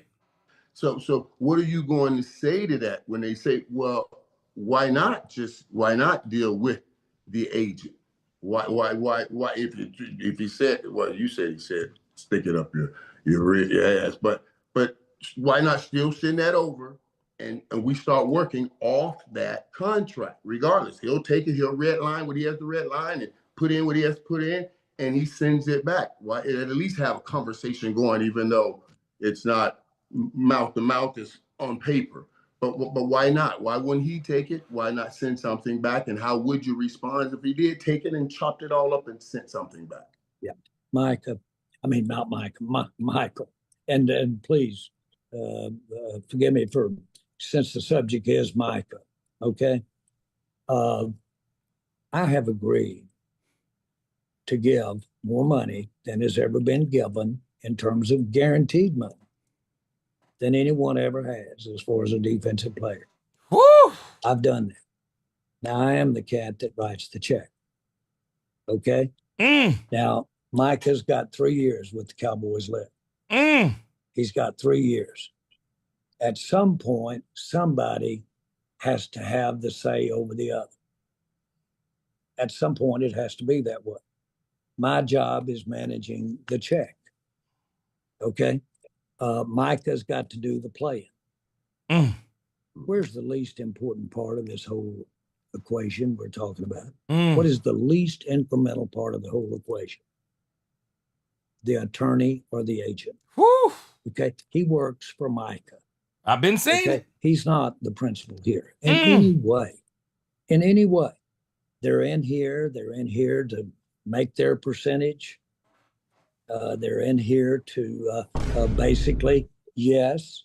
I would never buy cans online. Man, Jerry, I don't know what else anybody wants. Jerry is making it plain. As they used to say back in the day, they used to tell the preachers, they say, make it plain, preacher. Well, he making it plain. Advise Micah, come over to the office and I'll show you exactly what I offered Micah. Woo! We got it in the back. It's with all written down, everything to go. Come down and look at that. I'm gonna get over there. Now let me tell you something you might not have noticed. Jerry showed us this in that Netflix special. Jerry typically has a legal pad in front of him, and he has pencils. And as Jerry and Michael are talking, and I'm sure Jerry is not hiding this from him. Jerry doesn't hide this from people. Jerry is sitting there doodling, and he's writing everything they're saying. He's doodling, and he's writing everything they're saying. Michael, okay, this is what you want? Okay. Okay, is this good with you? He's writing and he's doodling. He took that doodle. I guarantee you, he took them doodles, passed them on to whoever types that stuff up, got it typed up on the contract, because I promise you, he didn't send no doggone doodles over to David Mulugeta. Sent that paper over to him. Guaranteed that's what he did. He sent that doggone paper over to him. He sent it to him. David Mulugeta looked at it and said, where my part at? David Mulugeta said, hey, Michael, this look good for you. Where my part at? Jerry said, you ain't. Jerry said, and saying, nah, bruh, you work for Micah. Your part is in that part. You ain't getting another cent from me. See that? You can sure look at it. You can sure absolutely look at it. Here's my entire point. My point. Who is it that basically says this is ultimately recognizing? Y'all see it? Y'all see it? Look down in the corner where he is. Jerry Jones always does this. When he's talking at his desk, he's always taking notes. We're trying to look at that pen in his hand. Agreement, but absolutely, and I'm sure that's one of those pencils with an eraser on. Go with it. And so the facts are, I don't know that I've ever been around. I've never tried to buy anything. I've never tried to do anything. That I actually was going to bring all of the services and somebody else was going to do all the money. But because the in-between guy wasn't exactly the guy that I had fit there, that kept you from doing the deal. Right. That's exactly what's happening here. So many times in this industry, you have a different agenda going on with agents. A different agenda. They're playing a game. You tell me, are agents incentivized to not only get the most for that player, but they're trying to get what? They're trying to get other players because they got a high agenda for that player. Mm-hmm. That's their incentive. Okay. Attorneys, exactly the very same way. Yeah. And as you know, I do a lot of business. I do a lot of business straight with the principals, not with the attorneys. I do my time when the deal gets done, face to face with the principal, not with the attorneys, not with the agents. So I'm just saying that nobody appreciates Micah Parsons any more than the Cowboys or me. Nobody has ever offered him more money than I have to play football. Woo! Right. And Jerry. Boy, let me read some comments. Jerry said, take that to the bank. This man is spitting. Tell me anything you want to. Tell me anything you want to, boy. This man, whoa. Man, this man is standing on business. Now, let me read some comments. Cause I still, now y'all might not remember, I had released a video a few weeks ago and I said, I said that Jerry and Steven are at war with these agents, in particular, Athletes First. You're watching it now play out. And I said, even then, somebody's going to have to stand up to these agents. Because if not, not only will they be running the NFL, there'll be a day there won't be players in the NFLPA meetings. There will be agents in those meetings rather than players. And then the league gonna go bankrupt. You watch what I tell you. Once those agents take it over, it will go bankrupt. Lisa Worley said, if y'all don't know Jerry by now, he will try Micah Parsons and get him 2 or 3 replacements. Lisa, he's already done it. I'm telling y'all, James Houston can play. James Houston, don't nobody go run say James Houston is Micah Parsons. He's not. But if you give me James Houston, if you give me Dante Fowler, if you give me Donovan Ezeraku, who I fully believe is Micah Parsons' replacement when Micah Parsons' contract is up, because Donovan Ezeraku will be up, and I believe the Cowboys are going to make the decision to keep Donovan Ezeraku unless Micah Parsons is on some kind of dirt cheap deal. He'll be out and Donovan Ezeraku will be in. I'm telling us, Sam Williams is out to prove that he deserves a contract. And I think Sam Williams may even have in his mind, I don't care if it's with the Cowboys or someone else, I'm getting a contract. Sam Williams is out for blood this year. I'm telling you, this is the worst year. This is the worst year that Micah could have ever been in this situation. Had it been last year and they would have came to the table, he probably could have got what he wanted. Him and David Mulugeta. Now, it's a bad time. Boy, they say timing is everything. This is a bad time. It's a bad time. Mike Torres said, just think back and remembering when his mom and brother passed away. That was hard for any player, but he suited up and captained his team. That's Dak Prescott. Yes, sir. Brandy, I saw what you said earlier. Brandy said he need to break up with his agent. Brandy says CD didn't ask to be traded. He didn't show up to practice, and he didn't post on social media. I think we got an example of how to do it, didn't we, Brandy? You either don't show up looking sad, don't show up with an attitude. You either don't show up, but if you show up, you show out. You either don't show up or you show up and you show out. I'm thinking it was Jamar Chase that kind of was the architect, and he might not have been the architect, but he's the first one I remember that started doing this doggone trade in. I mean, this hold in. These boys just win. Hey, he said, I hope Jerry stands on business. Don't fold. This is where we are. This is where we are. Jerry looked like he's trying to stand on business, y'all, but I just can't. I can't fathom Jerry doing this. Now, he did it to Dak. I mean, people be talking about what he doing to Micah Parsons. Now, man, this dude, what he did to Dak is diabolical. They bought Dak replacement in this thing and told him it was his replacement. Boy, they did this man diabolical, man. Woo! Brian Davis, I don't agree. I think his age actually isn't his leverage. He's 26. He ain't 22. He's 26. Jerry got him in his prime, man. Jerry has Micah Parsons, Brian, in his prime. 26 to 30. That's your prime, man. When you talk about any other position except for quarterback, 26 to 30 is your prime. I don't think his age is his leverage.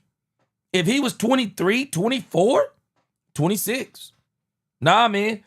Jerry could just say, nah, man, I'm gonna keep you. Hey, I got you on the franchise. I got you on the franchise, bro. I'm gonna keep you in your prime and then you gone after that. Nah, his prime is done. His prime is done, man. Jerry got him in his prime. JCT Slice, he said, Micah Parsons to me has to stop being all over the place and stand on one thing. Know what you're doing, definitely, and stick with it. I agree. And I say this, bro, if you're gonna show up, show up. I'm telling you, I ain't coming. I mean, you can forget it. I'm not coming to the party and not party. I promise you. If I'm coming to the party, I'm partying. If I'm coming to practice, man, I ain't holding in, boring myself to death sitting out there in chairs. Shoot, I'm out there stretching. I'm out there staying ready because I'm telling you, yeah, I'm going to get paid. Yeah, I'm going to get paid, man. I'm gonna keep myself together, man. I'm gonna let my teammates, they gonna see me in the greatest mood, the greatest attitude, because I want my team to know this is the kind of leader I am. I'm out here for y'all. That's who I am. Now I'm gonna be out here, I'm gonna be helping you every which way I can. I'm not gonna be out here on the field making tackles and stuff like that, but I'm gonna be out here. I'm here for the team. Boy, Darren Posey spitting. D-Law avoided the middleman and went to Jerry. I was going to tell Kavanaugh that today. Yes, sir. D-Law did it too. D-Law did it too. And got paid. Shoot. D-Law got paid. The D-Law deal was magnificent for him. Jerry's already explaining. The deal that I have for Micah's incredible. Marvin Jones said it's Micah's fault. Calling Jerry uncle. Marvin Jones, I've been saying the same thing. Boy, when he was calling this man uncle, I said, oh, he done messed up. Yeah, that's my guy. Y'all might not even remember this. Michael was actually defending Jerry when people were talking about him. I even said it then. Michael shouldn't be defending Jerry. You let me do that. You let somebody in the media do that. You don't be defending Jerry. You got a contract coming up, bro. You mess around and be defending Jerry, then when Jerry not doing what you want, now you're going to be talking bad about him. That's exactly what he's doing.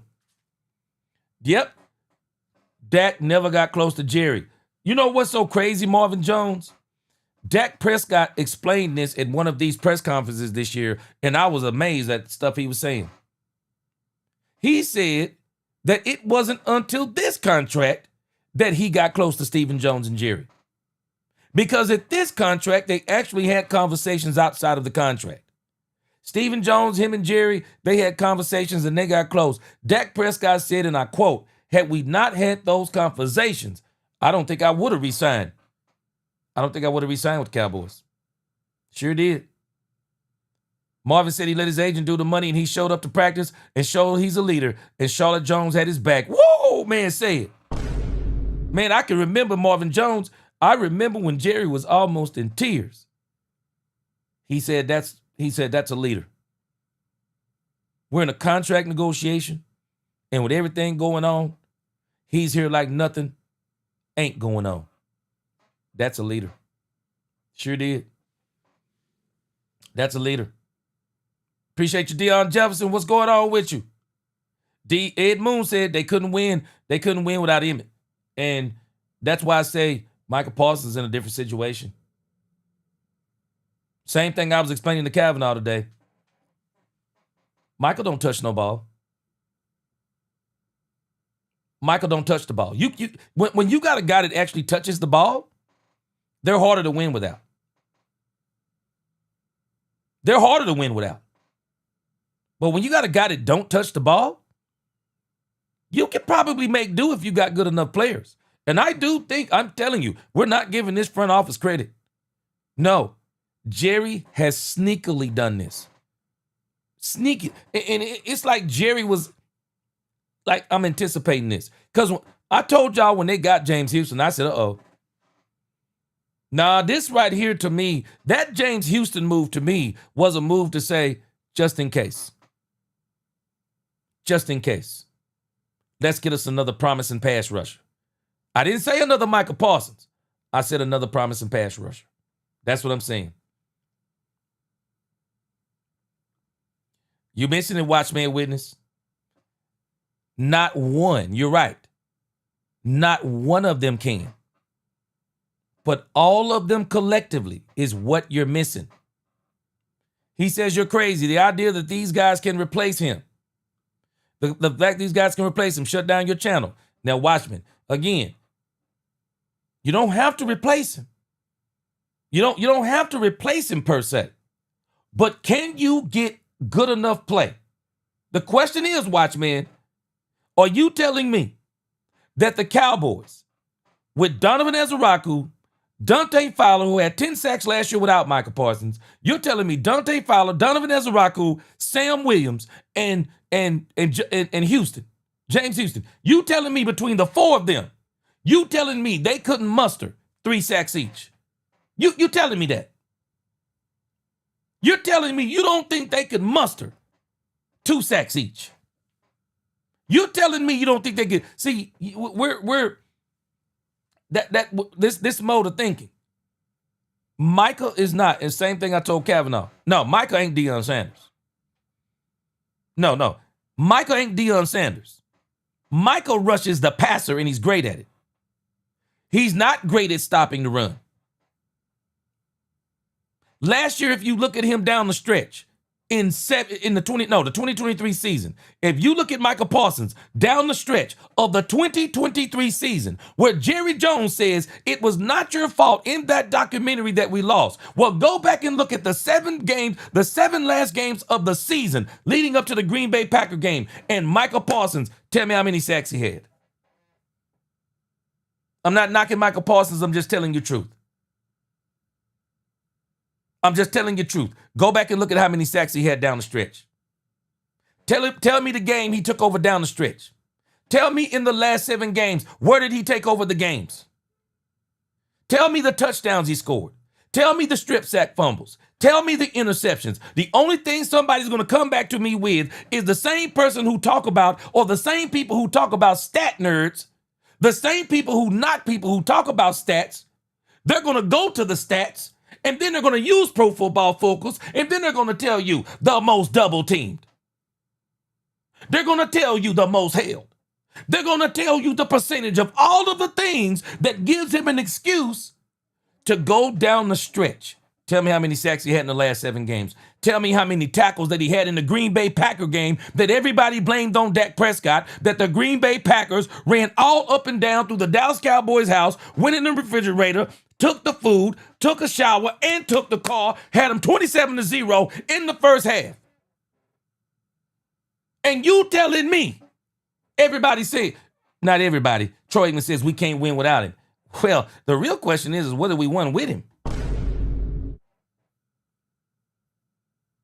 I'm not blaming all that on Micah Parsons. I'm just giving you the facts. Micah Parsons needs help. And Jerry Jones has went and got him help. And this is the worst year of any year that this man could have ever said, man, I'm going to hold out. Hey, you know what? I don't want none of this to happen. I want Jerry to sign Micah Parsons. I don't want the fan base to be put through this. I don't want the players to be put through what they were put through. I saw it on the documentary. I saw the anguish that they put the team through. I don't want Dak Prescott every single week, every time the Cowboys win or lose. I don't want Dak Prescott having to answer, what do you think about Micah Parsons not being here? What do you think about Micah Parsons not being here? What do you think about it? What do you think about it, CeeDee Lamb? What do you think about it, Oso Digizua? What do you think of? I don't want to hear every one of our players letting that be the conversation. I want Jerry to sign Micah Parsons. I want him to get this contract done. I want him to get it done. But I'm also riding with Jerry on this. Man, don't you dare let David Mulugeta come up in here. Don't you dare let David Mulugeta come up in here and fleece you.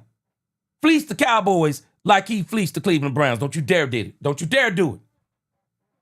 Michael Tower said after watching this Netflix documentary, a Super Bowl would put Jerry Jones on cloud 9. He's going for it too. This team has to get a championship. I think they're going for it.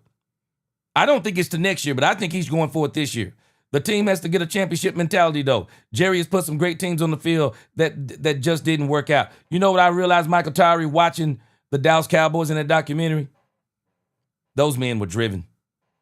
I don't know how we get that, but those men were driven. I think 1995 was more about talent. But 92, 93? Nah, them were dogs, bro. Them were dogs. I'm going to tell you right now, if this was about training dogs, y'all remember how Michael Vick went to jail for how he was doing them dogs? I'm going to tell you right now, Jimmy Johnson would be in jail. Jimmy Johnson would be in jail for them dogs he created. I'm going to tell you right now, Jimmy Johnson created some dogs in 1991. And them dogs got loose in 92 and 93. That man put together, and I'm going to give Jerry credit too. They put together some dogs. When you look at the way Jimmy drove them in practice, man, Irvin said he made practice hell so the games can be heaven. Shoo. Man, Jimmy Johnson even said when he left the team. Jimmy Johnson said when he left the team and when he went to Fox. Jimmy Johnson said the players are probably glad that I'm gone. Let me tell you something. I was telling my wife about this yesterday. Y'all didn't catch in the documentary how it seemed like the players, while they loved the way that Jimmy coached, how some of them actually did seem to be relieved. And I was very perturbed at Troy Aikman for the way he treated Barry Switzer. I understood why he was mad at Barry Switzer in some respects, but Troy had to understand, man, Jimmy left his wife for the team. Jimmy left his family for the team. What?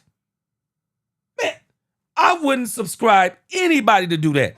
This man dropped everything for the Dallas Cowboys. There's a reason why, man, these dudes lose. They lost in a winning season to the Washington Redskins at the time. Lady come out there trying to pass out food. Jerry said, don't you give them no food. Jamie said, don't you give them no food. They don't deserve to eat. Jimmy created some dogs. I've been around. My uncle used to train his dogs to fight. That's exactly what you do to dogs that fight. You don't feed them sometimes. Man, you may go a day or two without feeding them crazy jokers. Shoo. Man, you mess around and then you let them, you let them jokers mess around and get in a fight, man, they'll kill somebody's dog. And somebody else too if you're not careful. Jimmy created dogs. Question is, I just don't know, how do we do that again? How do we replicate that? How do you create them dogs like that? Because that man created some darn dogs. Let me go back. Let's finish this thing with Jerry. Boy, I appreciate y'all rocking with me today. Y'all make sure that y'all hit that like button. If you have not subscribed, please do. Man, we got some big things coming up this season. As a matter of fact, here in a couple of weeks, man, we got to celebrate. This is the 1-year anniversary of Let's Talk Cowboys, man. And it is done everything that it is done because of the greatest chat on YouTube. I'm telling you now, if this is your first time here, this is absolutely the greatest chat on YouTube. I appreciate y'all rocking with me. And we got some great things. We're going to do some giveaways. I'm going to be making some announcements here in the next week or two. But, man, I appreciate y'all rocking with me. Y'all hit that like button, subscribe, hit that notification bell. All right, let's finish this up. You know, people are going to cut this up and take it and chop it up with everything that you say about the agent. Now, one thing I want to say, and I know I got to let you go. You said that who's the least important in the negotiations with that situation? That's the agent. I concur with that conclusion. But I don't want, now this is, I'm not doing an interview here. It's just me. I don't want the least important dude messing up the two most important dudes. That's why somehow I need you two to figure this thing out.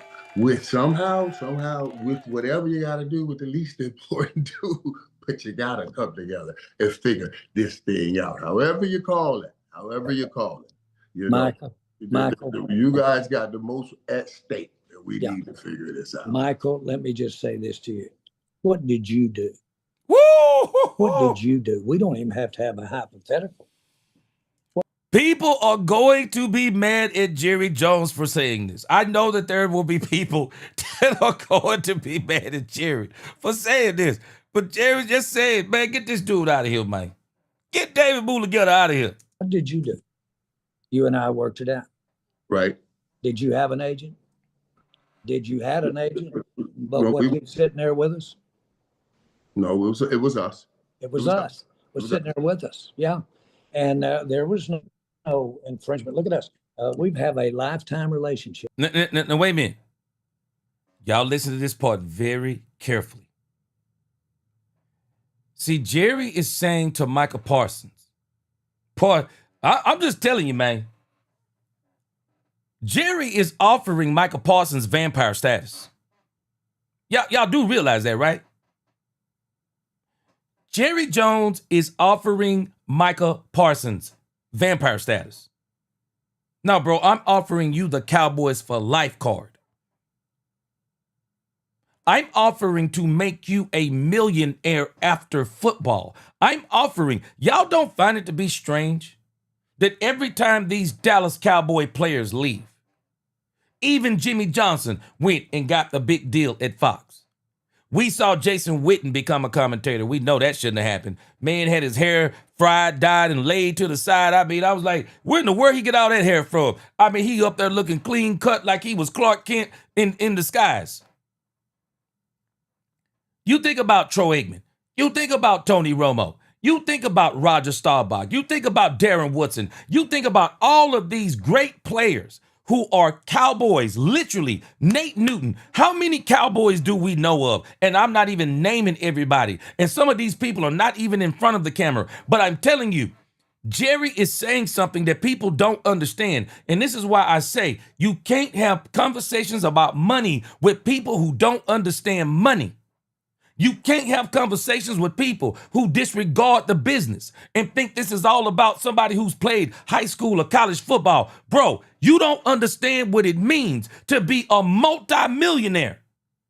Jerry is saying something, bro. I'm telling you, this is bigger than football that Jerry is saying. I'm offering you vampire status, bro. You're going to live as a Cowboy forever if you'll take this card I'm giving you. I'm going to show you how millionaires and billionaires move. I'm going to turn you on to things. Do y'all remember? Man, I forgot about the biggest one of the biggest ones of all, Deion Sanders. Jerry Jones. Deion was prime time when he got here. But when Deion came to Dallas, Pizza Hut, Pepsi, you name it. Deal after deal after deal after deal after deal. Deion Sanders, not only was he a household name in sports, Deion Sanders became a household name as Jerry totally changed the NFL. That's what Jerry Jones is offering Micah Parsons. Watch what happens when Micah Parsons signs this deal. Watch what happens. Podcasting Adidas? Okay, you think that's something? Wait until he signs this deal. That's what he's talking about with Micah Parsons. This relationship with Jerry Jones and Michael Irvin has went far, far, far beyond. Anybody who watched the documentary, anybody else would probably just now be getting out of prison. But not when Jerry Jones, your friend. Shoo, you better ask somebody. When Jerry Jones, your friend, you don't go to jail. You get to meet with the judge every week or every month. When Jerry Jones, your friend, you don't get turned down for business deals. You get business deals that nobody else was supposed to get. When Jerry Jones, your friend, you stay on TV because Jerry Jones is your friend. Boy, I'm telling you, Jerry Jones is saying, I'm offering you the lifetime card, Micah. We do. We have a lifetime relationship. Lifetime. Jerry, you put me in a lot. Are you glad? Are you? Absolutely. I am happy very much that we have, because what? It not only operating that way, not that there's not a lot of ways to operate, but operating that way has put me and you on the same page for a lot of years. Shoo, you better tell him. And I say that to Mike. You better tell him. I say that to him. You want to operate around here with me? Then can you? Did y'all hear what he said? If you want to operate around here, do you want to continue to be a part of the Cowboys organization? Y'all do know who do the hype video for the Dallas Cowboys, don't you? It is none other than this man, Michael Irvin, the playmaker. Jerry keeps that man employed, keeps money in that man's pockets. Yeah, boy, y'all better ask somebody. Jerry is telling Micah Parsons what's at stake here. I'm offering you vampire status, bro. I'm offering you live forever as a Dallas Cowboy. That's what I'm offering. Because I'm telling you, Dak Prescott said it best. You win a Super Bowl in Dallas. Let me tell you something. Patrick Mahomes has won 2 Super Bowls. What is it? Two or three Super Bowls in Kansas City? Okay.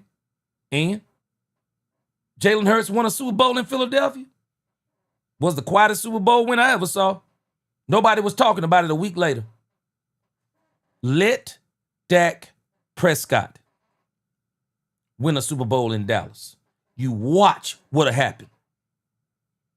You'll be so tired of Dak Prescott, you have to turn the TV off. He'll be everywhere. Every single place. Commercials, movies, videos, Dak will be everywhere. Boy, it's a lifetime. I'm telling you, it's a lifetime membership. Jerry's telling Michael, bro, you don't understand what I'm trying to offer you. You say to him that what you do as a player can last for 20, 30 years if it's done right with me? Tell him, Jerry. That's fair. Can you say that? Tell him. And I do. Not just to him. I say it to CeeDee Lamb. I say it to Dak. I say it to all of them. Tell him, Jerry. I really do. My concern here is Michael's more emotional than the other guys that we dealt with. You know what I mean? And the emotion is great. I just want his emotions in the right place. When we hit him. Woo! Y'all heard he said? He's an emotional guy. Yeah, he's sensitive. Yeah, he's sensitive. He young, we understand. But he's sensitive. But CD was young too. Dak was young too. Dak endured 2 franchise tags with his ankle turned around backwards. Dak endured all that and still kept coming back battling for himself. Bro, when you're talking about becoming a multimillionaire, I don't understand these people out here who are trying to just, Mike ought to be this and Mike ought to be doing that. And I don't blame Micah. Yeah, because you ain't a millionaire. See, I want to be a millionaire.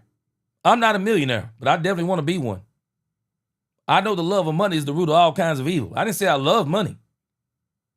But you don't think I want to be a millionaire? The things I could do for my family? Generational? The things that I could do for people? The things that I could do for the needy? The things that I could do? People don't think past the nose on their face. Man, I love the Dallas Cowboys. But these guys are not just football players. They're men. They're human beings. They are people that are going to go on to have wives. Some of them got children. They got mothers. They got fathers. They got family members. They have so many things at stake. And we got people who can't see past the nose on their face and the screen and the camera they're talking in front of for clicks and likes and whatever else they're talking for and not even understanding, bro, do you not understand what this man has at stake? Micah Parsons needs to hire me as his advisor. You the very one, Micah Parsons, that said that God has blessed you so much, you don't need anything else. You said that. Bro, I would be telling this man, you bet not let a frown come on your face. You got every reason to be celebrating. You got every reason to be giving God praise. You got every reason to be out here, and these people ought to be asking you, man, how you have such a good attitude? Because I'm about to get paid. Because my talent that God has given me is about to get me paid. I wish I would be mad at Jerry Jones. I wish I would be mad at Jerry Jones, who's about to make me a multimillionaire. Shoot, man, y'all can miss me. Be mad how you want to. I bet you I'm not about to be mad. Shoot, I'm on my knees every night praying to God saying, thank you, God. On your time, not mine. On your time, not mine. Help me to handle the things I can't change and help me to handle the things that I can change. Help me to control the things I can't control. Thank you, God, for this talent. Boy, I'm about to get paid. I wish I would. Everything Jerry was talking about, I'd be thinking about.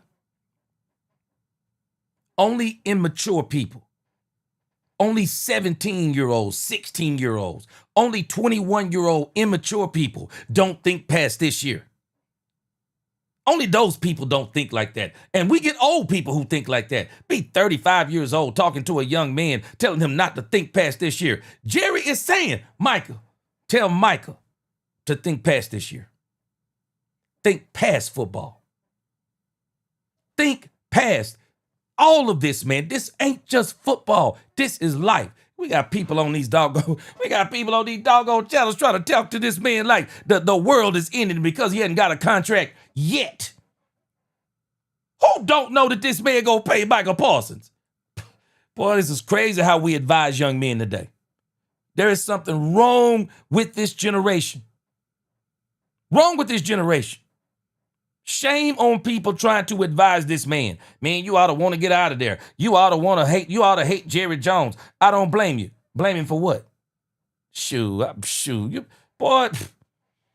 I'm just telling y'all right now. I wish this was my son going through this. You'd see a whole different attitude. Football field. You see, Yeah, they work it for us, not yeah. against us. Michael, do you remember this documentary actually covers it? But when we had a chance to get Dion, Yeah. you were actually the first person that In the I office. talked to. In the office. Came in and I said, "Here's what we're doing with Dion. Right. Here's what we're going to do. This is higher than where we are. Numbers, we Everybody talked else. numbers, we talked everything. Talk the numbers. Then we turned around, got Emmett, we got Troy involved. And then we said, now let's take it to the whole team, and went in front of the whole team, and got up on that blackboard and showed the whole team what we were going to pay Dion to get him on there to help the team. I don't know if you remember how we approached that. Oh, I remember. It was very wide open here. I remember. Well, and it turned out that it was a fabulous thing for us. We got Dion, and there's no question he influenced us getting that Super Bowl to a lot of the degree. Yeah, he helped. Not to take anything away from anybody else. My point is He helped. that there's nothing wrong with sitting here and having the one that's got as much. Y'all see them pins? That's Jerry Jones right there. Everything him and Micah talked about, he was writing it down. Got it all wrote down, typed it up, and I'm sure he showed it to Micah and sent it over to his agent. We can just glean this from everything that he's saying. More emotion in this thing and what have you. There's nothing wrong with me talking directly with you or talking directly with a player. I fully expect you or anybody else to go out here and have an advisor, agents, accountants, everything that are involved. But for me to sit here and not eye to eye with you, we had a coach that I really wanted to hire. And he's one of the best coaches in the country. And finally, it got down to him coming to Dallas and sitting down, and we were sitting in my house. And he said, I'm going to need to call such and such. And I said, who's that? And he said, well, he's my advisor, kind of my agent. And I said, I don't do anything. I don't buy a car. I don't buy a house. I don't do anything without what he's there. And I said, anything? I said, do you talk to him before you talk to players? What about when you have a major problem? Is that who I'm going to be dealing with, or I'm going to be dealing directly with the coach with what you're doing? And, he sat right there and convinced me that he couldn't do anything unless he had that guy in the middle of us. Can't work for me. I said, look, we need to go our separate ways. He went out and got in the car, and we got another coach. The point is that these can't work for me. Are so sensitive in my mind. And because they do have a way of going outside the lines, you and I and our relationships over the years, our relationship, if we'd have left it to what was in a piece of paper and what was written down by us, it wouldn't have covered a lot of the ground we covered, would it? Y'all catching this? Now, the documentary alluded to it, but didn't go deep into it. There was talk. Boy, let me tell y'all something. For all of us who were alive in like 19 and 20 during the, we're a lot, we're alive in the 90s. We're 22, 23, and some of us are even older. Some of us can remember these conversations because some of this, it was just bringing back so much nostalgia and memories, man. I'm telling you. And I can remember like yesterday now that when Deion Sanders came to the Cowboys, people were saying what Jerry did to lure Deion to the Cowboys.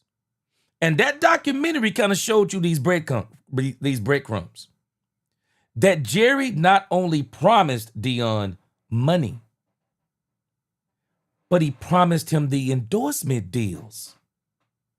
It was the stuff that Jerry promised Dion outside of the contract. This is where Jerry is.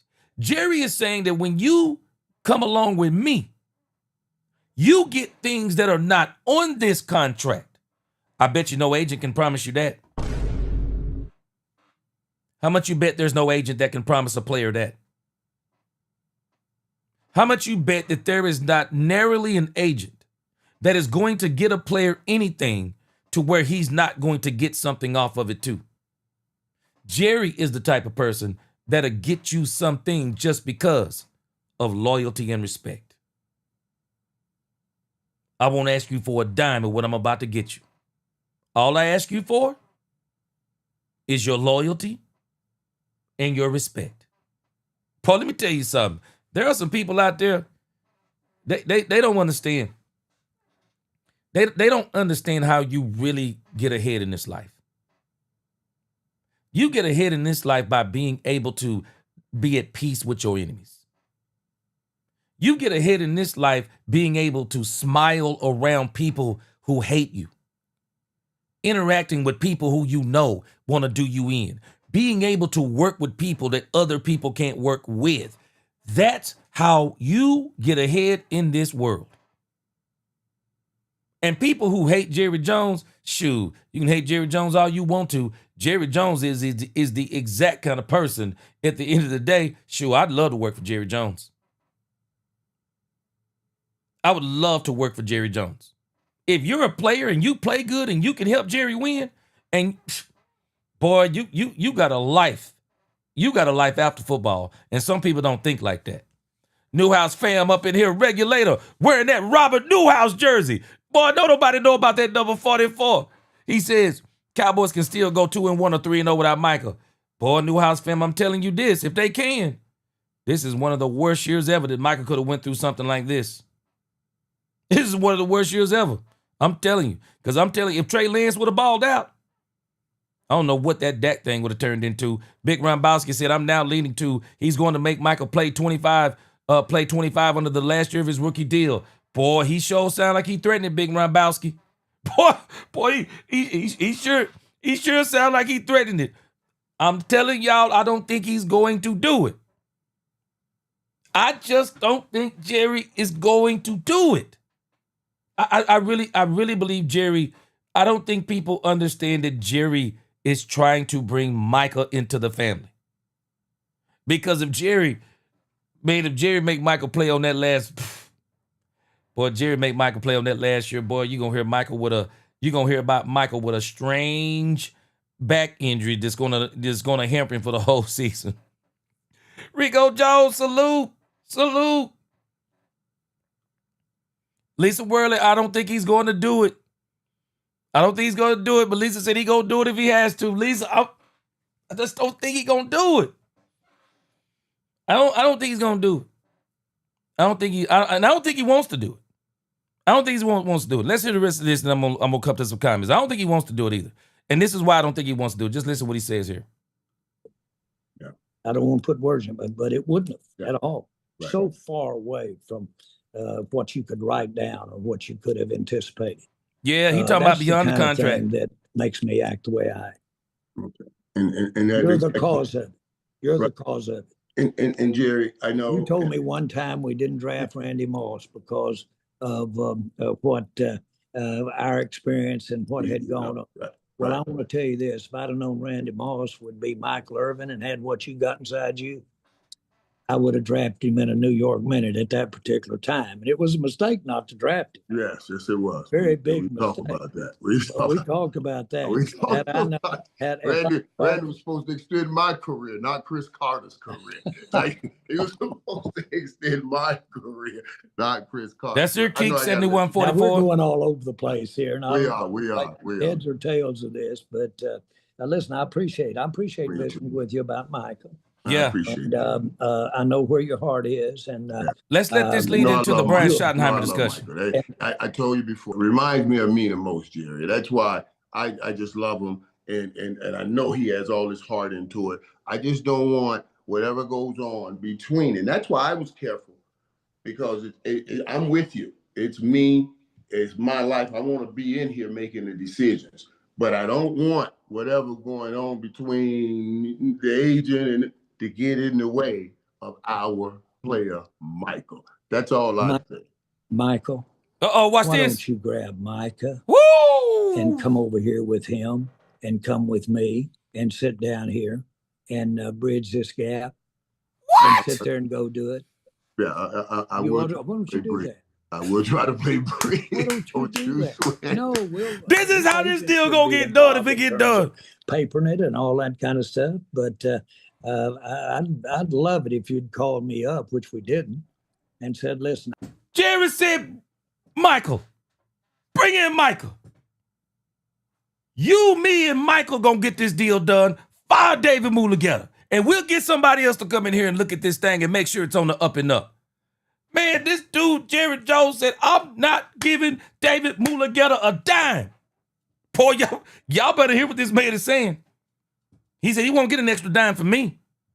He'll be getting a dime from Micah, but he will not be getting a dime from me. Poor wolf. Boy, this man Jerry talking crazy. He making sense. Jerry said, I'm not giving David Mulugeta a dime. I'm not. Kick 7144 says, as long as Mike and Jerry get to a number, the agent job is to only make sure the language is correct. That's what he's saying. Jerry said, I don't have no problem with your agent looking at it. But what I'm not going to do is let your agent pile on top of it. That's all Jerry is saying. I'm not going to let your agent pile on top of this, bro. Whether it be more years and more money or whatever the case may be, I will not be paying him. I will not. Shoot, Mike Torres said, he said, he said, Irvin is like Jerry's even making me money. You better believe it. You better believe it. There ain't too many people podcasts that Jerry's going to come on. there ain't too many podcasts that Jerry going to come on, man. Shoot. Cam B. Chillin said, nobody uses me for my money. F that. Shoot. You better tell him, Cam B. Chillin. I'm telling y'all, this ain't about Michael. This is not about Michael, man. It's not about Michael. This is David Mulugeta. Jerry's saying, bro, you're not getting you're not getting no money from me. You done this with the Cleveland Browns. You done this with these other people. You're not doing it with me. Hey, Jay Moore, appreciate you. Said, love the way you broke this down. Man, I'm just telling us. Shoot, Jerry's saying, I want people to stop. Blame Jerry where he needs to be blamed. You want to blame Jerry? Blame Jerry for not getting us a one tech. Blame Jerry for that. You want to blame Jerry for not getting us another cornerback. Blame Jerry for that. I can roll with you on that stuff. What I can't roll with you on is when I've clearly seen what's been going on. David Mulugeta is up in here saying, I'm trying to get paid too. And Jerry said, I ain't giving you nothing. Not giving your butt nothing. Big Rabowski said, you don't hear G cussing up a storm on his show, so why do it on the chat? Show him and his work some respect. Yeah, man, we can do it without cussing, man. Especially when we know we got the words to say. Shoot. Hey, JS, he said this is plain as it can be. JS, I don't understand why other people don't see this. And one of the things, I'm not trying to hate on the media, but I'm telling you, the media have agents too. Let me tell you about Jane Slater. Let me tell you why Jane Slater talks a little different than some of these other people do. Jane Slater made a point to say, she negotiates her deals. Jane Slater said, I negotiate my own deals. And then I bring the agent in to get all the details. See, Jane operates even the way Jerry is talking about. Even Michael just said, man, this is my life. I want to deal with my own. I want to deal with my own life. I'll let the agent work out some of the detail stuff, but as far as my money is, shoot, nah, bro, I can understand money. That's why for me, I'm just telling you about me. Contracts would be so easy for me. I could get right to the chase and say, okay, you know what? Jerry, let's cut to the chase. What is the guaranteed money? What's the guaranteed money? Because that's all I'm focused on is the guaranteed money. I'm focused on the guaranteed money Because I know come rain, sleet, hail, or snow, guaranteed money. I've been saying this. That's the simple math for me. I ain't got time for algebra, bro. I don't have time for calculus. Give me the regular addition and subtraction. What is my guaranteed money? All the other stuff, then my agent can come in and tell me all the other stuff. All the incentives and all of that, we can work on that. Hey, it's good. Incentives, all that. But tell me my guaranteed money I'm in. That's what I need to know. Tell me the guaranteed money. Tell me the years. Tell me what, whatever addendums in there in case of injuries, blah, blah, blah. But guaranteed money? Guaranteed money is pretty much even with injuries. Tell me what my guarantees are. I got Micah, and I want to bring him over here, and we've been through some of this before. Maybe y'all need me a little bit. That's it, Why right. we do that? Yeah. Jerry said, be the mediator, Michael. I'm gonna try. I'm gonna call David. I'll call them all and see anything and sneak David in there too. We're gonna figure it all out. We're gonna figure it out, boss. I know I gotta let you go. I Hey, just holding you. You got a lot of Sharpies around you. Yeah. Jerry said, hey, Michael, be the mediator. We deal all the time, so wish you would. He said we deal all the time. Shoot. I don't care what anybody say. I would love to play with Jerry. I would love to play for Jerry Jones. I don't care who that make mad. I don't care if I do. You telling me I got to wait till the first game of the season to get my money? I'm rolling with it. Shoot, you finna make me a multimillionaire? Appreciate it, boss. I appreciate the time, man. And I know. I'm looking forward to. We're all looking forward to this season, Jerry. So let's get our guys on the field. All right, let's transition this into the Brian Schottenheimer discussion. So excited. I'm excited for Brian Schottenheimer. Yeah, me too. Me too. And let me ask you about that right quick before I let you go, because I haven't had that chance, and we got off in the mic and everything just kind of ran away. But talk to me your thoughts on what this first season would be like with Brian Schottenheimer. Then I'll let you go. Just give me that. Well, first of all, he's no novice. He's not new. He's been in the NFL 30-something years, plus he was raised around Marty Schottenheimer's table and sat there. So he's one of the most experienced people in the NFL you'll ever have. And from the standpoint of coaching as well. Guess what, though? He's never been the head coach. This is the first time. Well, I happen to know I love that first time. That first time when you're trying to show them, this is my time. I know that when I told him that he was going to be the coach, he came in and I said, Brian, I'm going to say this real good. You ain't Brian no more. You're the new coach of the Dallas Cowboys. All right.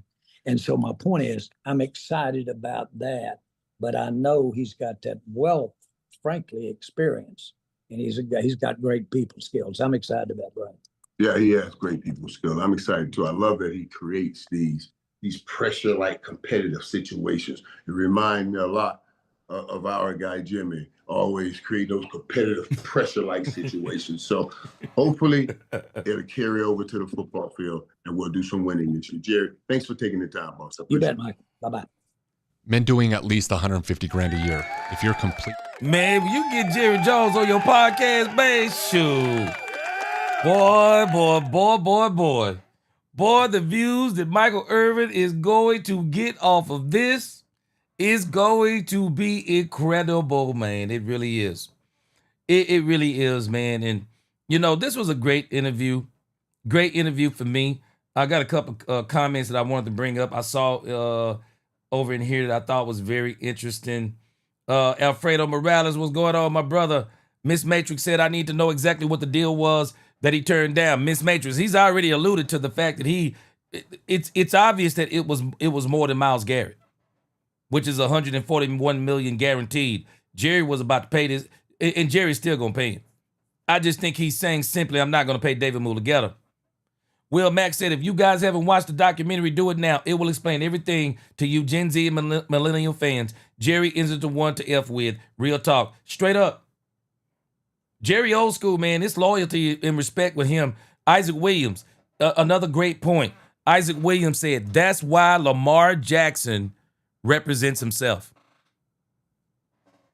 Lamar Jackson said, my mama can do this. Sure, Lamar Jackson said, man, my mama can understand guaranteed money. Guaranteed money. Ed Boone, he said, he agree with me. He said, gee, you right. Come on, Wilkins. Shoot, man, if you could have, I don't care what nobody say, Ed Boone. If Charles Haley can be on your team and some of the stuff that Charles Haley used to do, this man said that, I think it was Romanowski said that Charles Haley was with himself in a meeting. Man, we talk about Christian Wilkins. Man, if that dude can stop the run, man, get that dude up in here. Brandy says she can't believe the $17 million in 1990 was quarterback money. Sure was. Sure was. Yep. Big Robowski said, I know Elway was only making 1.5 in 1990, so I wonder who was getting $17 million. Well, you remember that Jerry made in the documentary, made Troy Aikman the highest paid quarterback in the league. So Jerry been giving out money. All right, so let's switch gears real quick. Let's check out this thing with let's check out this thing here. I'll just pull it up real quick. And let's just hear what Jerry Jones said on Fox. And I thought he was very concise on Fox. We'll listen to that real quick. No use in talking about it. I just want y'all to hear it if you haven't heard it. Let you hear what Jerry said. Because I think everything else he basically explained in the Michael Irvin thing. So I absolutely love it.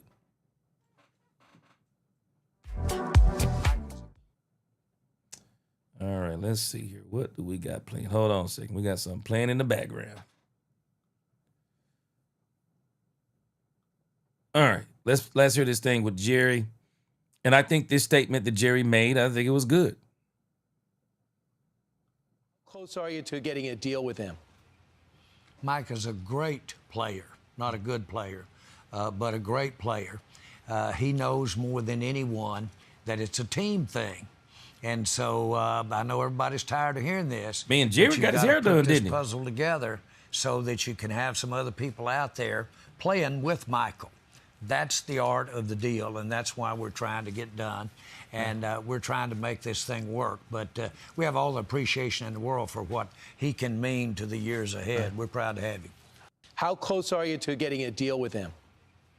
Mike is a great... Yeah, I think this was a great statement about Jerry Jones. I mean, it's a great statement about Jerry Jones. And so I think he's saying a lot of things right now, and we'll see how everything goes. I don't think... I just can't see him letting Michael play on that tag. And then the question is, will Michael play on that tag?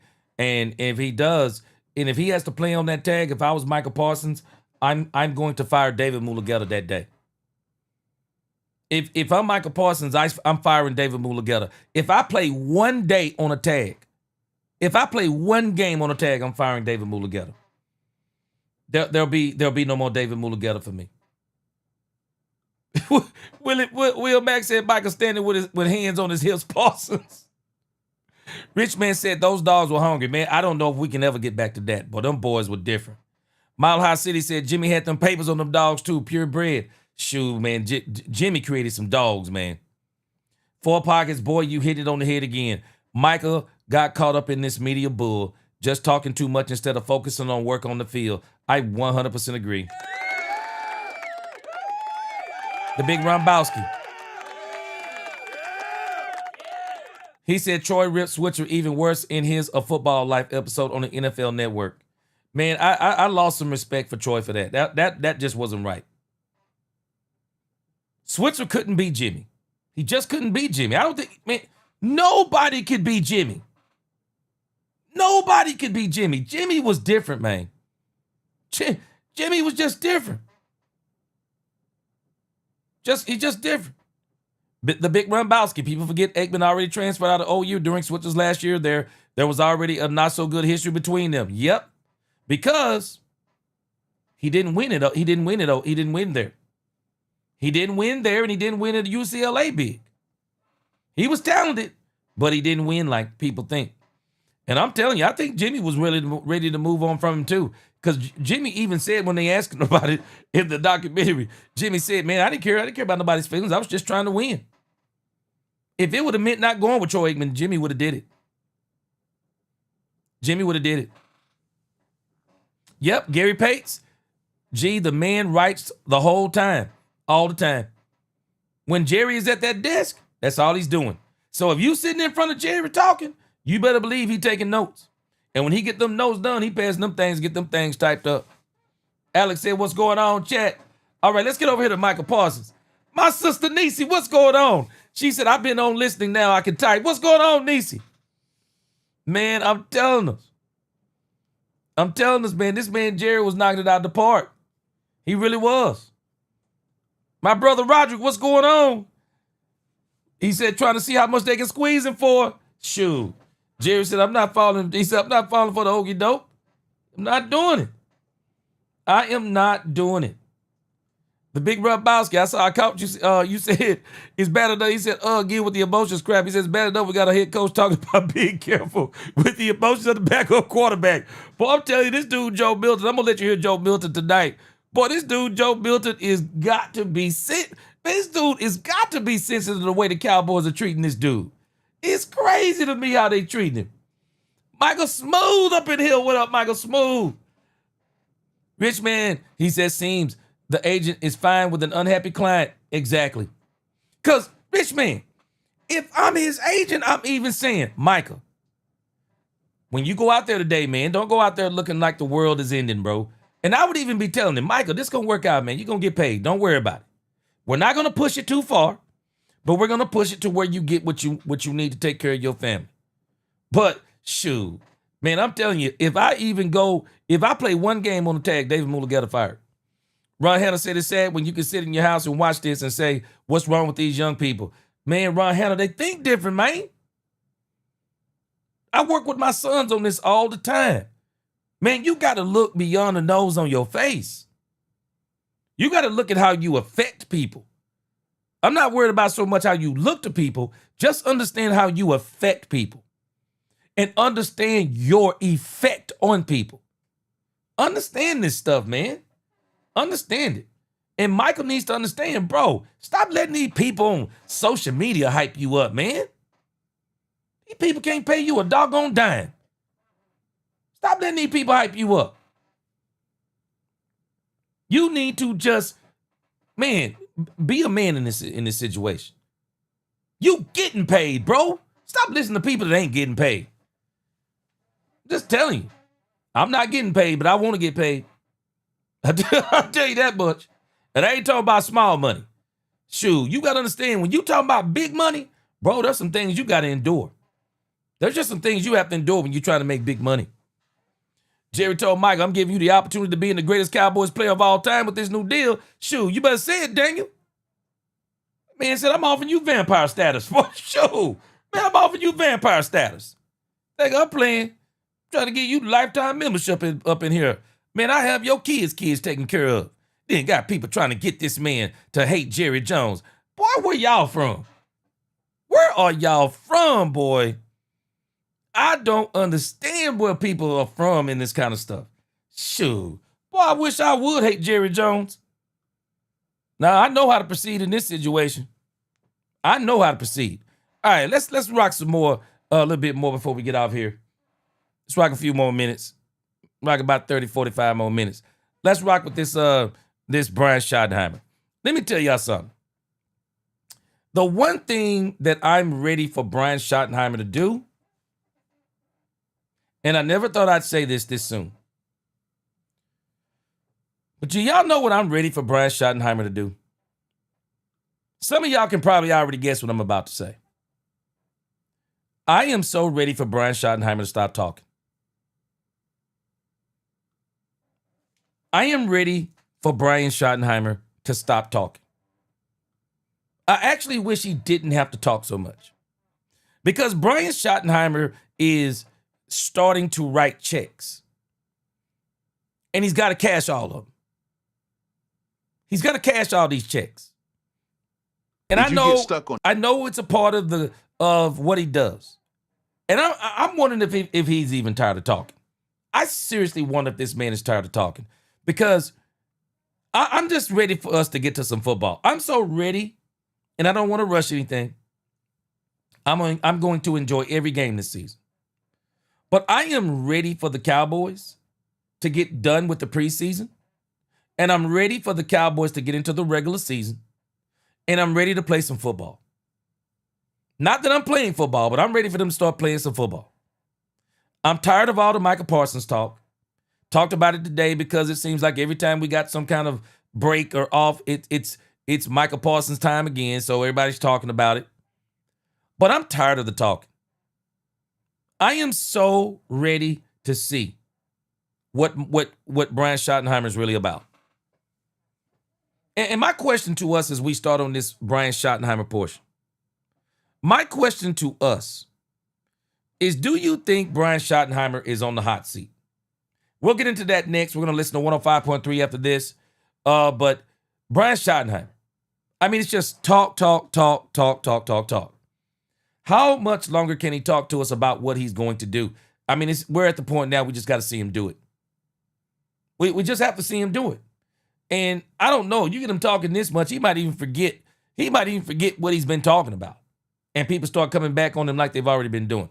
But let's check him out. I hadn't listened to the press conference, so let's listen to it and see what he's talking about today. Calvin Watkins, Dallas Morning News. So did you get a lot of kicking ass in practice yesterday? Did I get a lot of what? Did you get a lot of butt kicking in practice yesterday? A lot of butt kicking? I don't know. I thought when you're the head coach, you always win. That's kind of the cool thing. But no, it was good. It was good work. I thought the guys did a much better job of staying up. I was pleased with that. We wanted to have a physical practice, and I thought we did it. And some really good clips today to show the guys to teach off of. How much does today's practice and Friday night can help some guys who are on the bubble or guys who are on the depth chart trying to move up? Yeah, it's huge. I mean, constant evaluation, as you know. I mean, there's position battles. There's guys posturing not for just making the team, but for starting jobs or backup jobs, reserves, things like that. I think the special teams is always going to be something fun to watch. That's where guys kind of, push themselves over the edge, if you will. But last night was very physical. I think tonight will be very physical. I think we are definitely we feed off the energy of the fans. It was great last night to have the fans there. And our guys definitely enjoyed being out there and having the noise and the support and all that stuff. Clarence Hill, DLLS Cowboys. You talked the other day about if you had good practices, some guys may not play, might not need to see them. Have you come to a conclusion on who you may not play on Friday night? Yeah, still working through it. But again, if we practice again like we do, or like we did last night tonight, there might be a few less guys that play. Jaden Blue hadn't played the first two preseason games. Will he play, or do you need to see him out there on Friday? Yeah, he looked good yesterday. He was on a little bit of a rep count yesterday. But, again, I think right now we're looking at it with limited limitations, and you should see him get some action, and we're excited to watch him play. Brad Todd Archer with ESPN. After practice to see Ezraku with Leo Collins and Tyler Smith as Booker. I assume, well, you're starting to smile over this. When you see that after practice, to see the guys working together, what does that make you think? Brotherhood, respect, understanding that it's going to take all of us, and that, I love when the young guys, I'm going to talk about Tyler Smith, who was a young guy, still kind of a young guy, but now he's leaning into rookie. And Lyle has been amazing. He's putting his wisdom into guys. And what I love about that, again, you guys know me, I'm a little bit schmaltzy when it comes to this stuff, but like we got the legends back today. And I think there's something like 35 legends going to be here today, some Hall of Famers. I hope those guys are leaning into some of our players. And it gets you excited. It warms your heart. But, again, there is an understanding from the team that, it's going to take everybody. And so to see those guys take time and invest in those other players to make them better, which coincidentally makes the team better, I think is what you want as a head coach. What's your philosophy with captains? Do you have season-long guys, week to week? How will you go? Yeah, the way we're going to do it, Todd, we're going to finalize it probably after final cuts, is I'm more of you have seasonal guys, and then every game there'll be a captain as well, someone that's deserving, that's been being a great teammate, performing well. But I do believe that you need to have captains throughout the season. Why is that? I just think that, again, that's the core of your leadership of your team. It's going to be voted on by the players. It's not going to be voted on by the coaches. They know who they want, speaking and representing them. And there's a lot of different ways to do it. And That's just where I feel it means something to me to have the C on your chest. If you've been voted that by your teammates, it's I think it's pretty cool to be recognized to say, hey, I was a captain in 2025 of the Dallas Cowboys. I mean, that's pretty cool. Now, Brian's got to be careful with this right here, y'all. Brian's got to be careful with this. Because I'm going to tell you sometimes when it comes to young folk, sometimes young folk don't always pick people who probably should be captains. Brian's got to be real careful with this. I'm sure he got this from somewhere else, though, because I've noticed now, kind of listening to, like, especially watching the Cowboys documentary, I can see where Brian is trying to do some of them same similar things, and some of the other stuff I think Brian has picked up from some other places. But I think you definitely need to be careful with some of that stuff, because, man, you mess around and don't make somebody a captain who got to be careful with that kind of stuff. I just think it's you got to selectively do that. Got to be careful with that. That's what I'm saying. Let's hear some more. With the Athletic, if a younger player came up to you and asked you, Coach, what do I need to do in a preseason game? What are you looking for in the preseason games for me to have a chance to make this team? What would you tell them? Well, it depends on the position, John. I mean, very, very different. The big thing you hear me say all the time is consistency. Can you take the things that we're doing in the meeting room to the practice field, and then from the practice field to the game field? I think that's really, really important. The other thing I would say, and they all attempt to do it, and you guys have been talking about cut downs for about 4 weeks, so I don't think you guys help, but don't read the numbers, man. Like, why would you read the numbers? Like, this is a physical game, and don't get caught up in that. Well, hey, they might only keep 5 or 6 receivers and I'm the 7th guy right now. Like, why would you do that? Like, we haven't made any decisions yet. We haven't named any starters, and so just go play. Go play the game that you love to play, and if you play well and you do things consistently and you make plays and you show up on film, I think that you've done everything you can do to make this football team.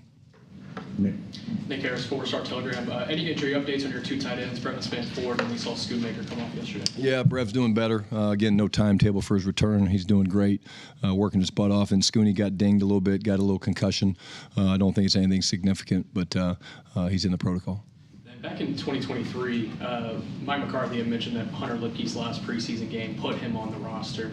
Is there any other guys you can think of during your time here who have done that?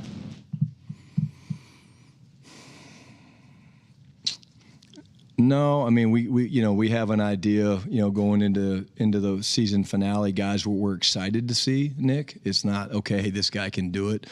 Some guys, they do jump off the film and you're like, okay, if you play the way Hunter did in that last preseason game, you're like, yeah, he's earned the right. Again, the bottom line is you want to earn a right. Like, none of these spots are going to be given. We're not giving a spot to a player because of this or that. They have to be earned, and I believe that that's the way it should be. Now, this is why I say, Mike, I don't understand people who don't see what he's saying is contradictory. He's saying that everything is earned. So explain to me again, why do you keep looking at Joe Milton? Why does Joe Milton get the exception of, we want to see what he is, when Joe Milton is what he is? What are you waiting on?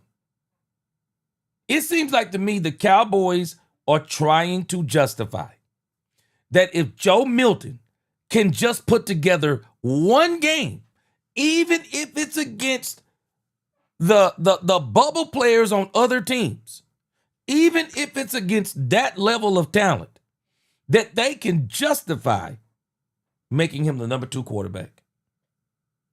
This is where I start calling this, you're contradicting yourself.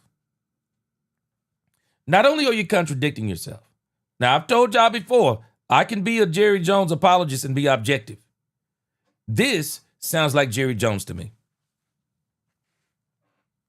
This sounds like Jerry Jones. This sounds like Jerry Jones telling Brian Schottenheimer, I want to see what Joe Milton is. I want to see what Joe Milton is. Can you make Joe Milton into this? What can you do with Joe Milton? Because we think Joe Milton could be the next quarterback. So that when Dak's deal does come back around, maybe we don't extend Dak. Or maybe we use him as a piece to get Dak at a way lower price. Whatever the case may be. Jerry is in love with this prototypical quarterback that in actuality is just a unicorn. Because these quarterbacks actually aren't winning. As much as people talk about these quarterbacks, they're not winning. They're far and in between. The 6'5", 245 quarterback with a rocket arm. They're not winning. I heard somebody talking about Anthony Richardson the other day for the Colts. I heard somebody talking about Anthony Richardson. And if I would have covered up, if I didn't know who they were talking about, I would have thought they were talking about Joe Milton. The Indianapolis Colts did the same thing. Jim Irsay looked at Anthony Richardson. Size, height, mobility, arm strength, and said, top 5 quarterback. Now look at him. Daniel Jones took his place, and he took it. Daniel Jones took his spot. They didn't give it to him. Daniel Jones took it. But the Colts were willing to put their team through, I don't know how many years was it? They were willing to put their team through losing, trying to prove that they could turn Anthony Richardson into the prototypical quarterback. And it's strange to me that these prototypical, I don't understand how you can be the prototype. How is it the prototype with no success? Maybe we should call it the unicorn. Because these quarterbacks, they are not the ones that are winning Super Bowls.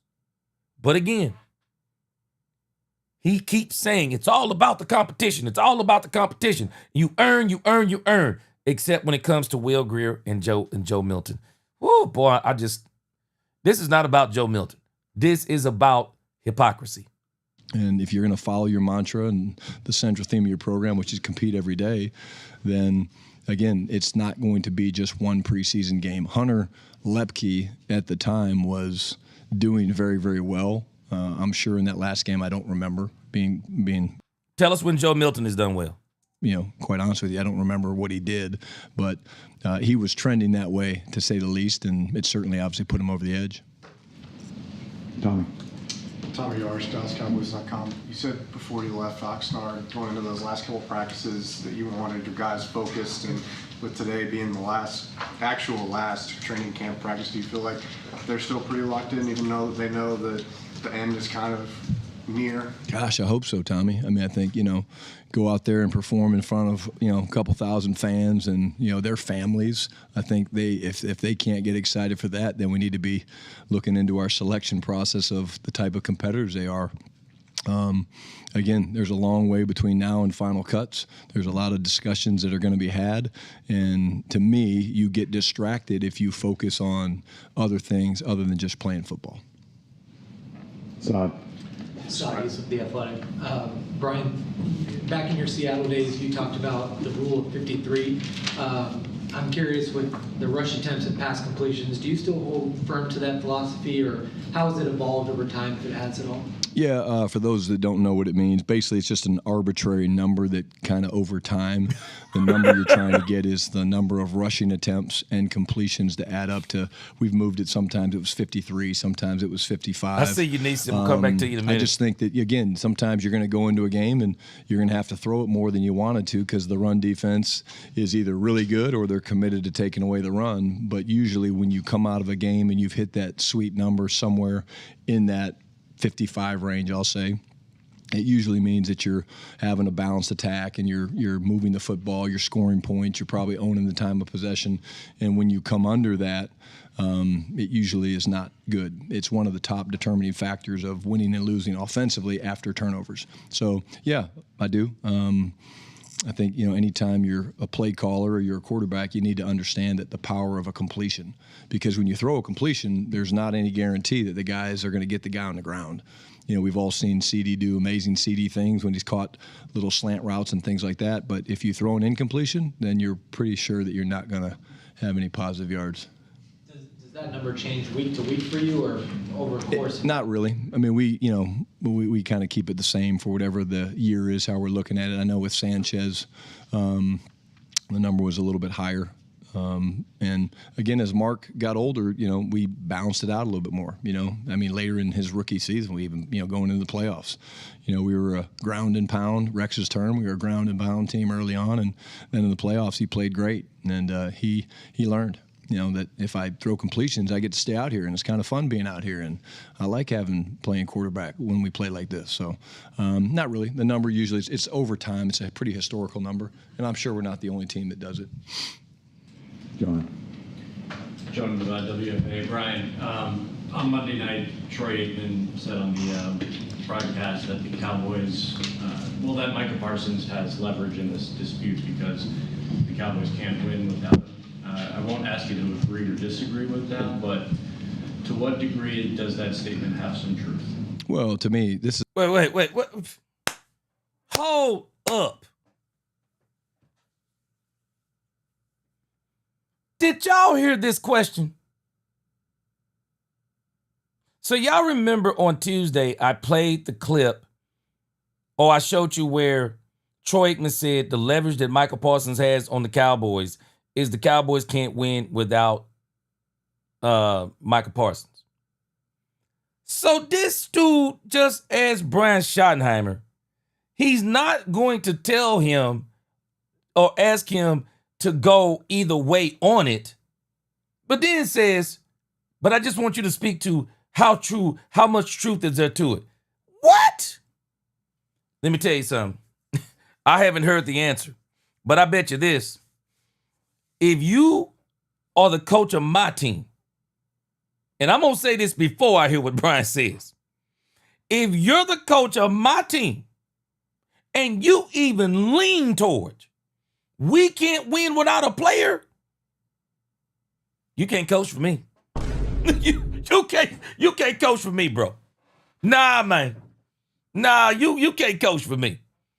Man, let me let y'all hear this question again in case y'all was typing or something and didn't hear it. Boy, this question is the ultimate betrayal. This is how you draw division in somebody's home. Listen to this again. It's a pretty historical number, and I'm sure we're not the only team that does it. John with WFA. Brian, on Monday night, Troy Aikman said on the broadcast that the Cowboys, that Micah Parsons has leverage in this dispute because the Cowboys can't win without him. I won't ask you to agree or disagree with that, but... He's not going to ask him to disagree or agree. But then he says... To what degree does that statement have some truth? Is that not the same thing?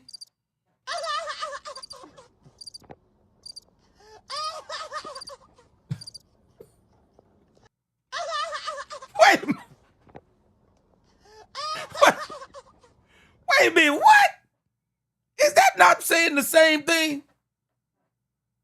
This is a crazy question. I got to see how he answers. Let's see what he says. Well, to me, this is a team game, That's how you answer. Let's keep going. I mean, I'm not going to sit here and say that any player is more important than any other player. Tell him again. Boy, that's one of the most divisive questions. You want to be out of here in a year? That's how you do it right there. Just started out the press conference saying that it's going to take all 53 guys, and that's why. Tell him again, Brian. This dude is crazy. What? This dude is crazy for it. Tyler Smith spending time with Tyler Booker, and again, everybody has their thoughts and opinions and on the Micah situation. But to me, what's going to make us special and what's going to allow us to win a Super Bowl would be when we're all performing. And we all get that it takes 53 plus in this league because you have elevations and things that you can do on game day with your practice squad guys and stuff like that. But again, I think that the ultimate team game, that's the way I've always looked at it, and I don't see this situation any different.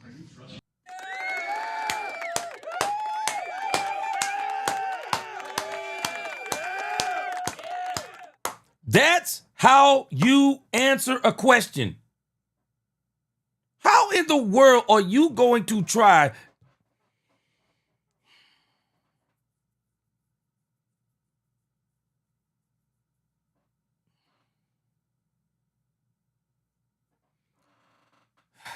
I'm just convinced. I'm just convinced. There are just media members that cover this team that don't like this team. There are just certain questions I couldn't. I would rather have success doing this than working for someone. I just couldn't push myself to ask a question that divisive. I can't do it. I can't do it because I don't believe it. I couldn't ask a question like that. Y'all tell me what y'all think. I couldn't ask a question like that. That is a very divisive. This is why I couldn't work for a place like that. I couldn't work for a place that would be glad like, man, that was a great question you asked. Because that question would have divided the whole team if he'd have answered it.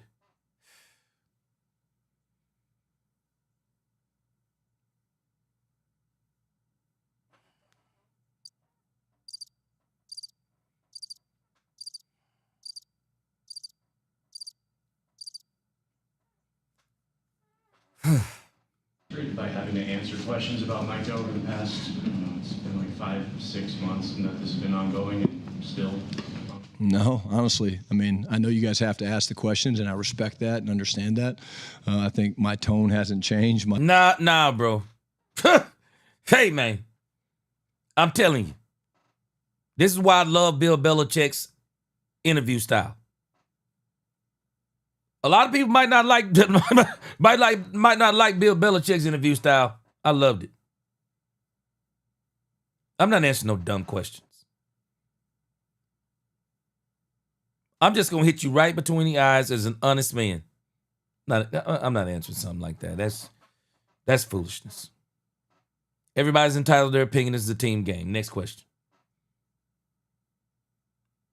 I just don't see.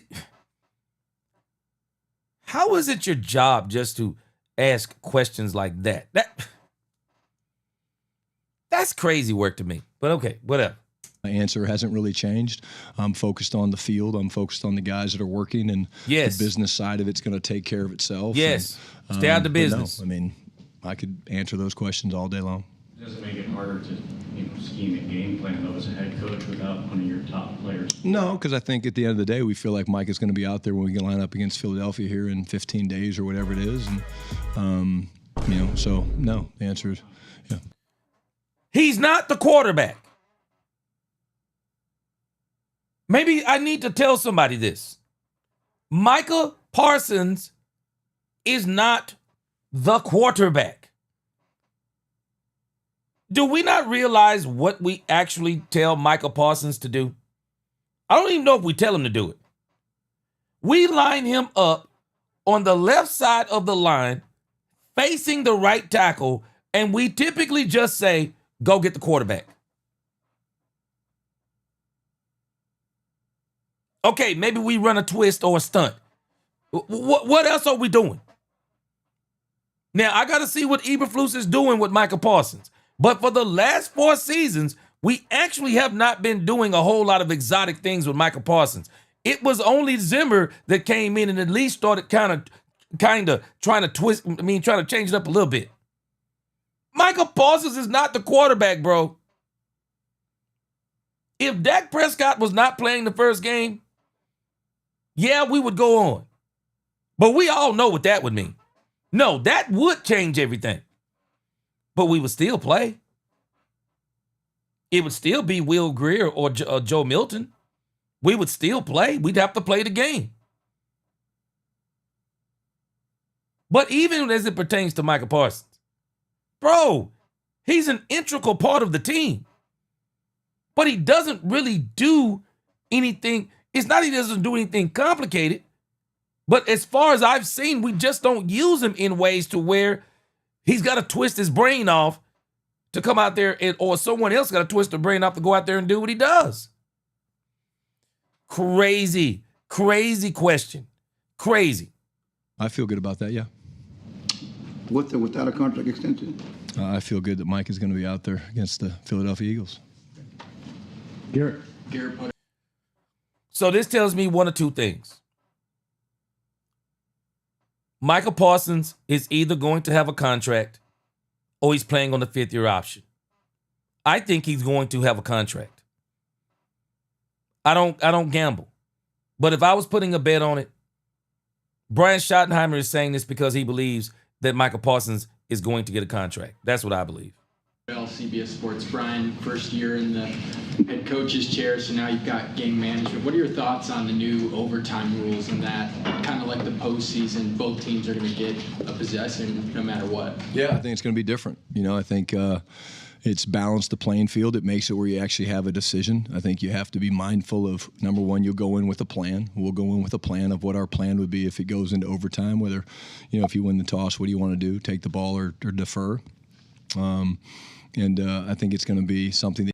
Appreciate you, Patricia. Patricia Shelley says, bro, let me read that. I appreciate the comment. Bro, I like the way you talk facts. Keep up the good work. And we know, God willing, this stuff will be resolved with Mike and Jerry. He will be on the field. Cowboys for life, peace.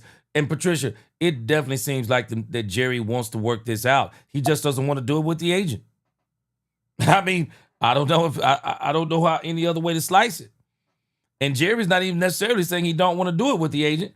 He's saying, but what I'm not going to let this agent do is I'm not going to let this agent come in here and fleece me for more money.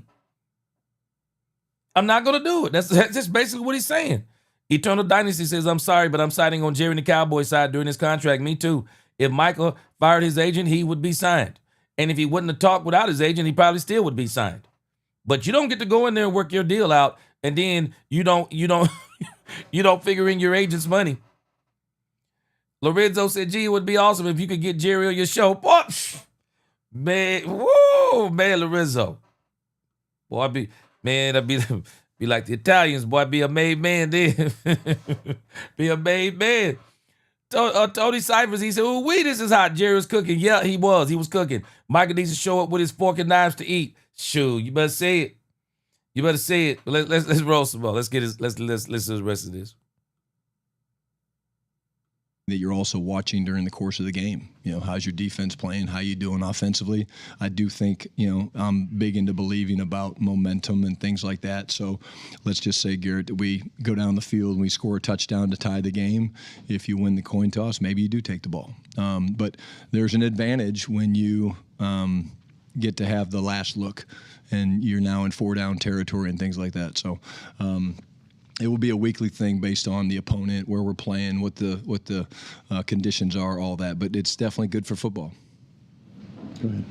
Kathleen Ortiz with the Dallas Morning News. I was going to ask about Andrew Booth and how he's looking and how he's progressed over this preseason. Yeah, had a great game last game. Played really, really well. I think when you watch him early on in the game, he was playing, given pretty good cushion. And then he was kind of getting his feel for things, but the interception was incredible. He's a guy that was playing great in the beginning of training camp. He got nicked up a little bit and missed some time, and so I think it took him a couple of days to get back. But I think you saw the guy that we think we're getting, and that's a very, very talented, second-round pick that, getting a chance to come here. He's done everything we've asked him to do, and working with David Overstreet and Andre Curtis has been great for him. Skyler Dixon with the AP. What's your philosophy through the years been on playing QB1 in the preseason, and how did that philosophy sort of impact what you decided to do this year, your first year as a head coach? Yeah, I think it's very different. I think, each. Yeah, I can tell you his philosophy. It's Jerry Jones' philosophy. I can tell you what it is. Dak didn't play in the preseason because Dak hasn't played in the preseason, if I'm not mistaken, since 2019. Dak was never playing in the preseason, especially coming off that injury. Dak was not playing in the preseason. That's philosophy, but I'm pretty sure Brian's got something to say. Each situation is different. I think, when I look back in my early career when, we had a Sam Bradford or we had a Drew Brees, guys like that, a lot of times those guys were battling for positions. I remember Brees was going up against Flutie, so they had to play. Sam Bradford was a guy that we wanted to play a little bit just because we wanted to get him a little bit of experience. I think it's based on who the quarterback is. And so I've made it very clear. I think, Dak Prescott knows how to play quarterback, and he gets great reps every day against our defense, going back to OTAs and going into training camp and scrimmaging against the Rams. And that's why more and more teams are doing that. And I think at the end of the day, the philosophy is that Dak knows how to play quarterback. The most important thing for us is the timing and the rhythm and things that we're trying to do with our passing game, which you can get that done in practice without playing. And the bigger thing I'd say is when you play your quarterback, it affects everybody. Like if you play your quarterback, you're playing everybody. Because you're going to play your left tackle, you're going to play your left guard, you're going to play your starting receivers. Yeah. So it impacts a lot of people. That's what I said too. Again, I shared with you guys a story about LaDainian Tomlinson a couple weeks ago. He was going to play, but he was going to run a swing route towards the boundary, and he was just going to keep on going. So to me, that's one way to do it that my dad did, but we look at it a little different. One more question on the Micah situation. Since you feel good about him playing, when do you need him on the practice field? Is there a deadline when he needs to be back practicing with the team to manifest that feeling good about playing? Yeah, again, Mike is another guy. Again, he takes great care of his body. Again, you'd like it sooner rather than later, but Mike is going to be prepared. Again, I go back to the thing with, each situation's different. And Micah knows his body as well as anybody. And the best thing of him being here, which you certainly know, Clarence, is that he has been able to do some of the walkthroughs. He has been able to be in the meetings. He understands some of the calls and the different packages and stuff that we're gonna use, and that's a huge advantage. And then obviously the physical side of it, usually the players are the experts with where their bodies are. Just not doing the football things, run up and down the field with his teammates, that lends itself to soft tissue injuries when you haven't done that. And so are you comfortable that he's doing enough outside of practice that's not going to be an issue? Yeah, I mean, the end of the day, you got to do change of direction. You have to do things. It's not just, getting on a treadmill. We don't do that. There has to be change of direction and things like that. But, yeah, certainly injuries are a part of the game. And, again, I have complete faith in our strength staff, our trainers, and all that stuff that they're doing the things that they need to do for him to go out and perform well. And, Mike is obviously a pretty good football player. So one thing he has not lost the ability to do is rush the passer and make plays. I mean, the reality of the situation is that's really what he does. They just kind of turn him loose. I'm very interested to see how Matt Eberflus uses Micah Parsons, because at the end of the day, you're just asking him to do what he does. And I want to see if Matt Eberflus is actually going to have him playing within the system, because it actually has seemed like for the last few years, I mean, Zimmer just let him do what he wanted to do. Line up where you want to. Line up where you want to, and then we'll adjust. So I'm hoping I want to see if Flus is going to actually even use him in any kind of system. But at the end of the day, you know what? I'm going to choose to believe that when it comes to Micah Parsons taking care of himself and being ready for the game, I just choose to believe that Micah Parsons is going to be ready. I believe that Micah Parsons may not be working out there on the field, but I wouldn't be surprised if he's actually doing some stuff that we can't see, because we always want to see everything on social media.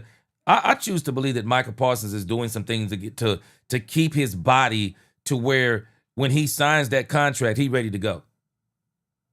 When he signs that contract, he's going to be ready to go.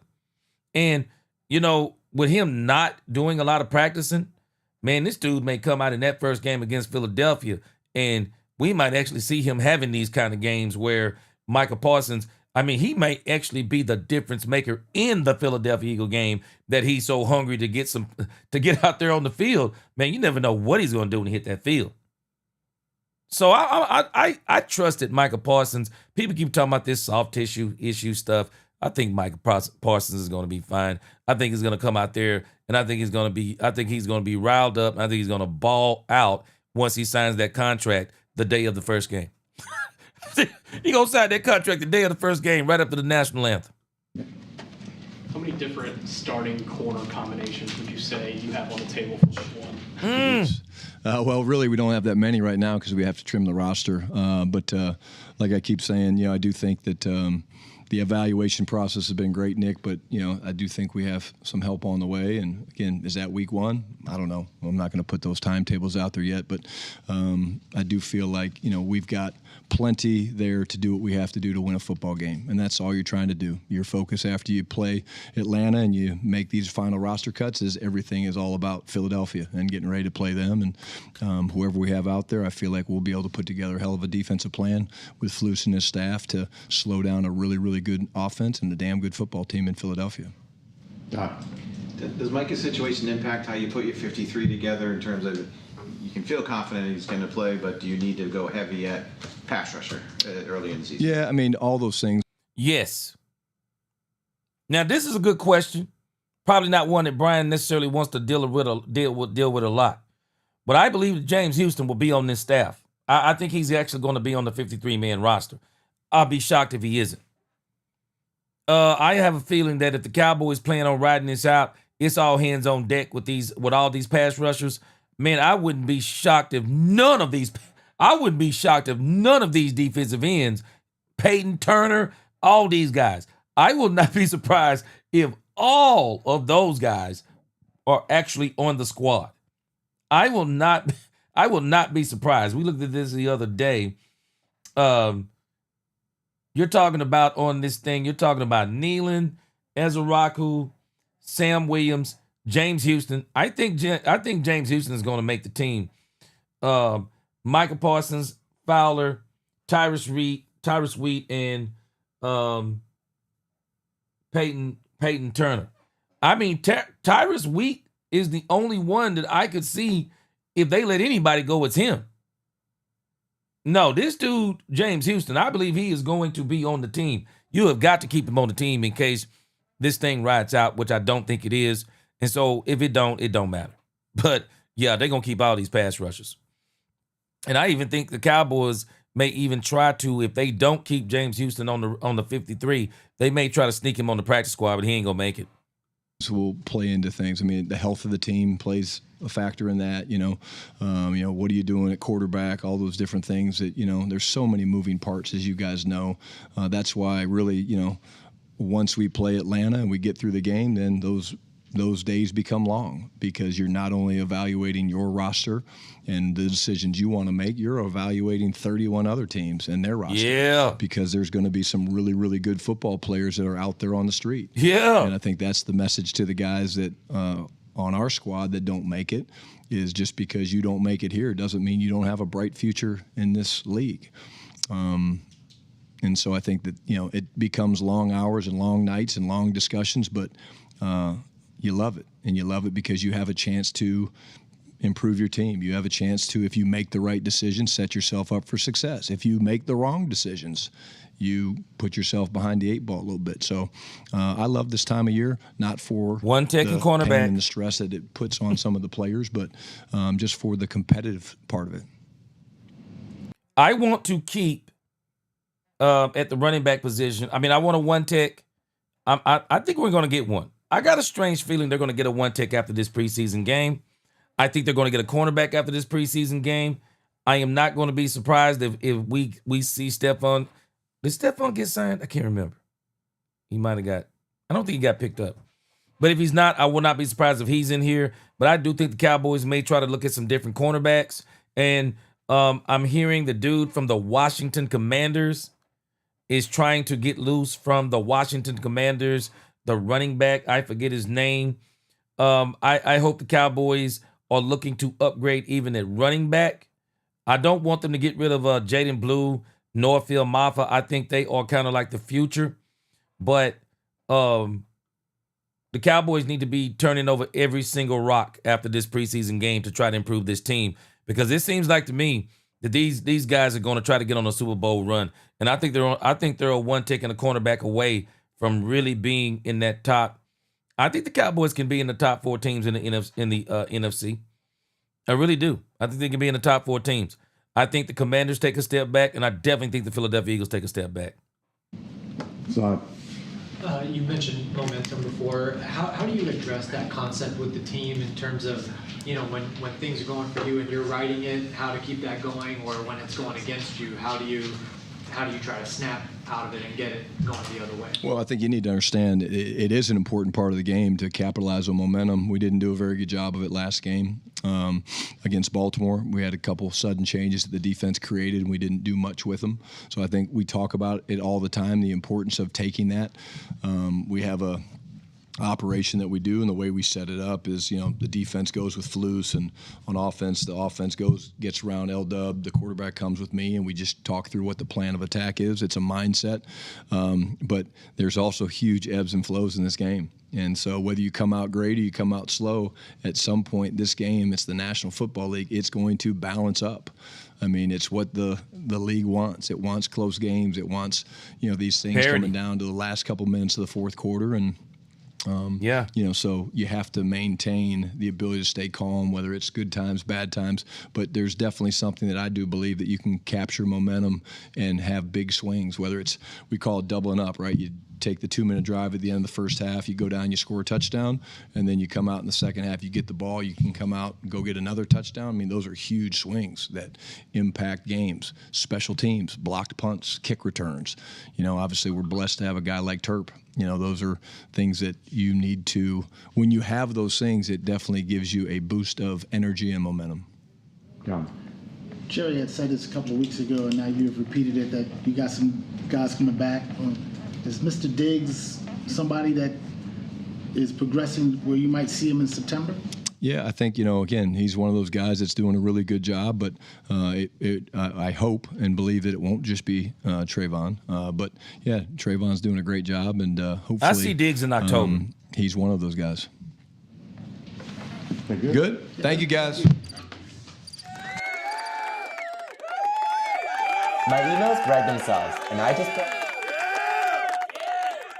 All right, guys, we spent so much time on that Michael Irvin thing. I think what we're gonna do is we're gonna hold the rest for tomorrow.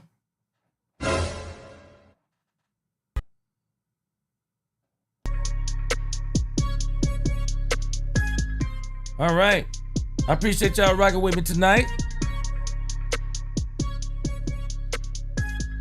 Y'all make sure y'all like, share, subscribe, hit that notification bell. Let me read some comments before we get up out of here. There was some great stuff there was some great stuff. Robert M31 in the crib. What's going on with you, man?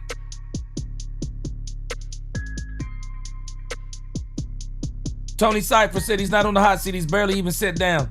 Yeah, I agree. We're going to pick up with that tomorrow, Tony. I got some stuff that I want to bring to us about boy, Colin Cowherd said something crazy, and we're going to relate it to that, as a matter of fact.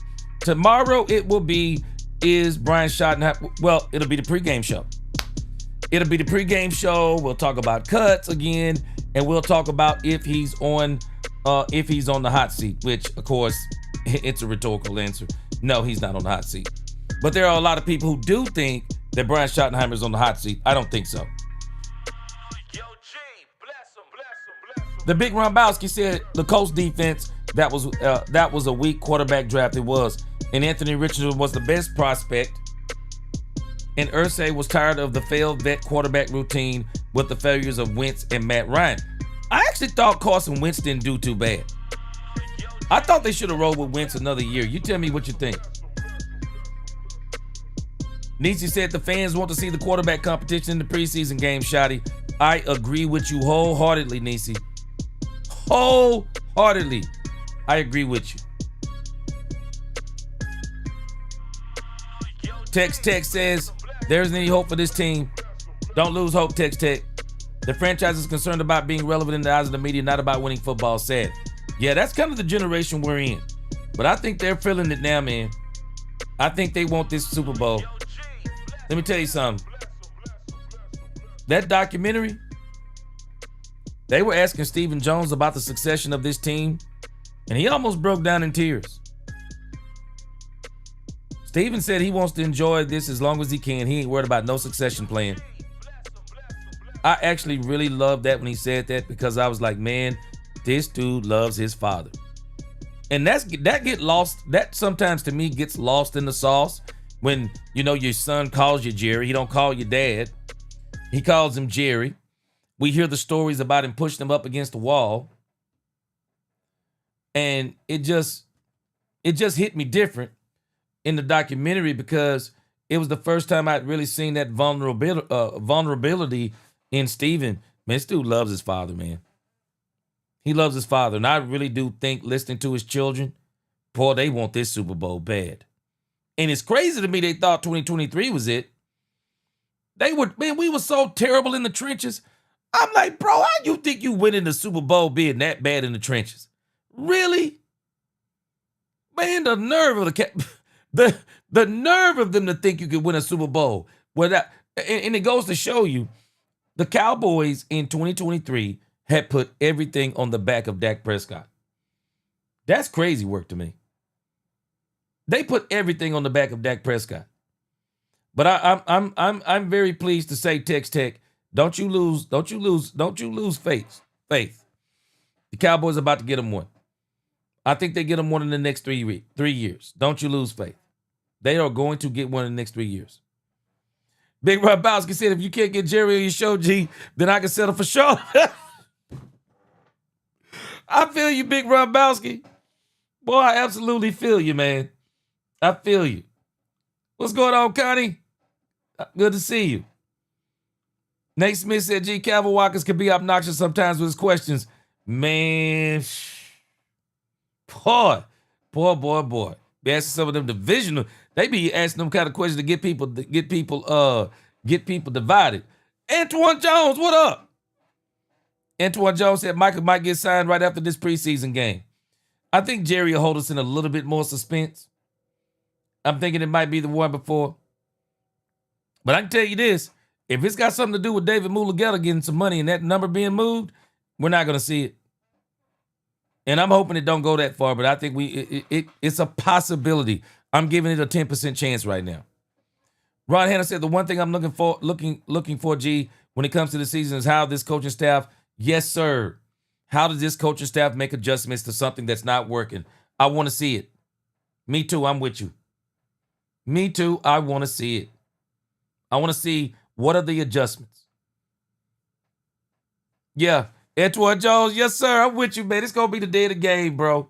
I think it's going to be the day of the game. I really do. I think it's going to be the day of the game. Yeah, Niecy Wheat will be back on the practice squad. Yep. And I think the Cowboys are going to try to fit some of these players on the practice squad, Niecy. They ain't going to be able to get them on there. I'm telling you now, if the Cowboys try to get Trayshawn Holden on the practice squad, they can forget it. He won't make it. If the Cowboys try to get the Childress guy, Zion Childress, on the practice squad, he's not going to make it. If they try to sneak James Houston on the practice squad, he's not going to make it. They've had a couple of these players in the preseason. They're not going to make it on there. So they better Confident Cowboys fan, what's up with you, man? Good to see you. Ain't seen you in a minute. I see you with that primetime jersey on. Miles Sanders said, Miles Sanders. Antoine Jones said Miles Sanders and Javonte Williams might not make the roster the way Brian Broaddus and Vach Lombardi explained it. You know what? I wouldn't be surprised if there's somebody better out there. I believe neither one of them will make it. Phil Moffitt and Jaden Blue are going to, I think the Cowboys are going to stick with them. They got an investment in them with the draft picks. But everyone else, if somebody's out there better, they're going to go with them, I believe. And I think if there's some cornerbacks out there, the Cowboys may shed some cornerbacks too. And I am hoping, Lisa Worley, I'm hoping that there is going to be a one tech available for the Dallas Cowboys after this preseason game. I really do. Big Ron Bowski, I'm with you. Just makes sense to me. Have any backup quarterback field competition all during training camp, forces them to perform in ways in which helps you grade what you have in the wide receiver, tight end, and even the running back room. I totally agree with you. But I'm telling you, every time I hear Joe Milton talk, he talks like his father is like his father is the owner. I'm just telling you. Stu be talking like his dad is the coach or something. Alfredo said only way Micah gets traded is if a team comes with a Walker type deal. I agree.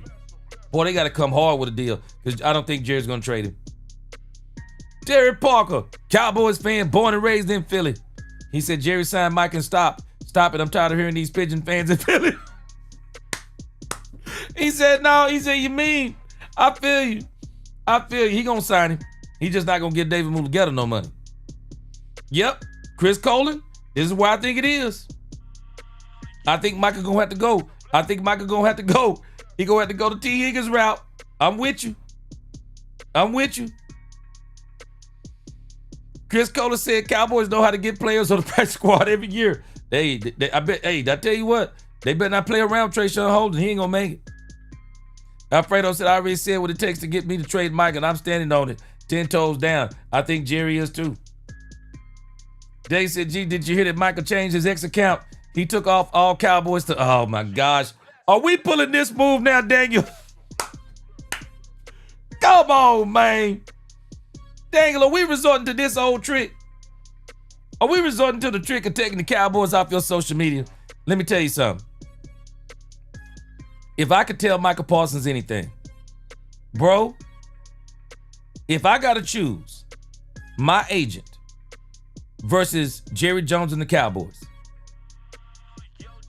you gonna kick rocks, and I'm choosing Jerry Jones, the Dallas Cowboys, the mystique, and the life after football over David Mulugeta. Because David Mulugeta can't offer me none of those things.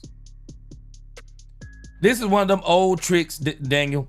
Taking everything off your doggone social, man. Stop it.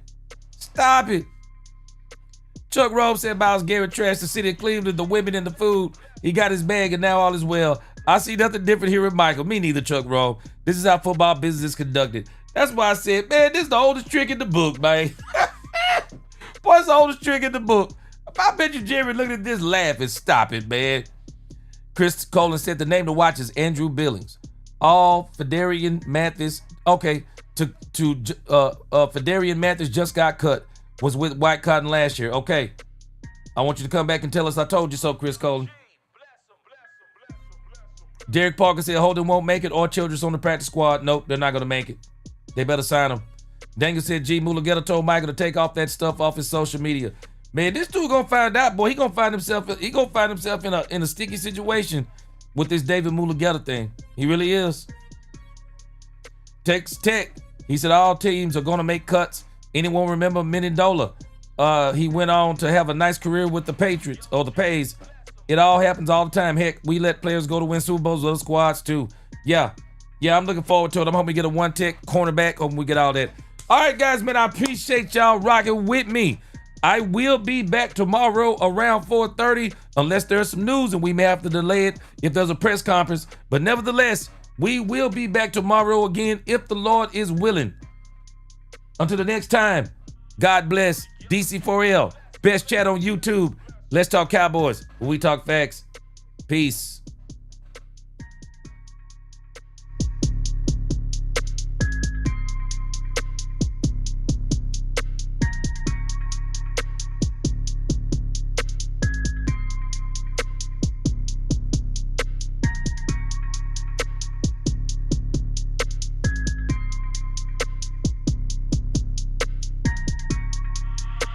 Yo, G, bless him, bless him, bless him, bless him.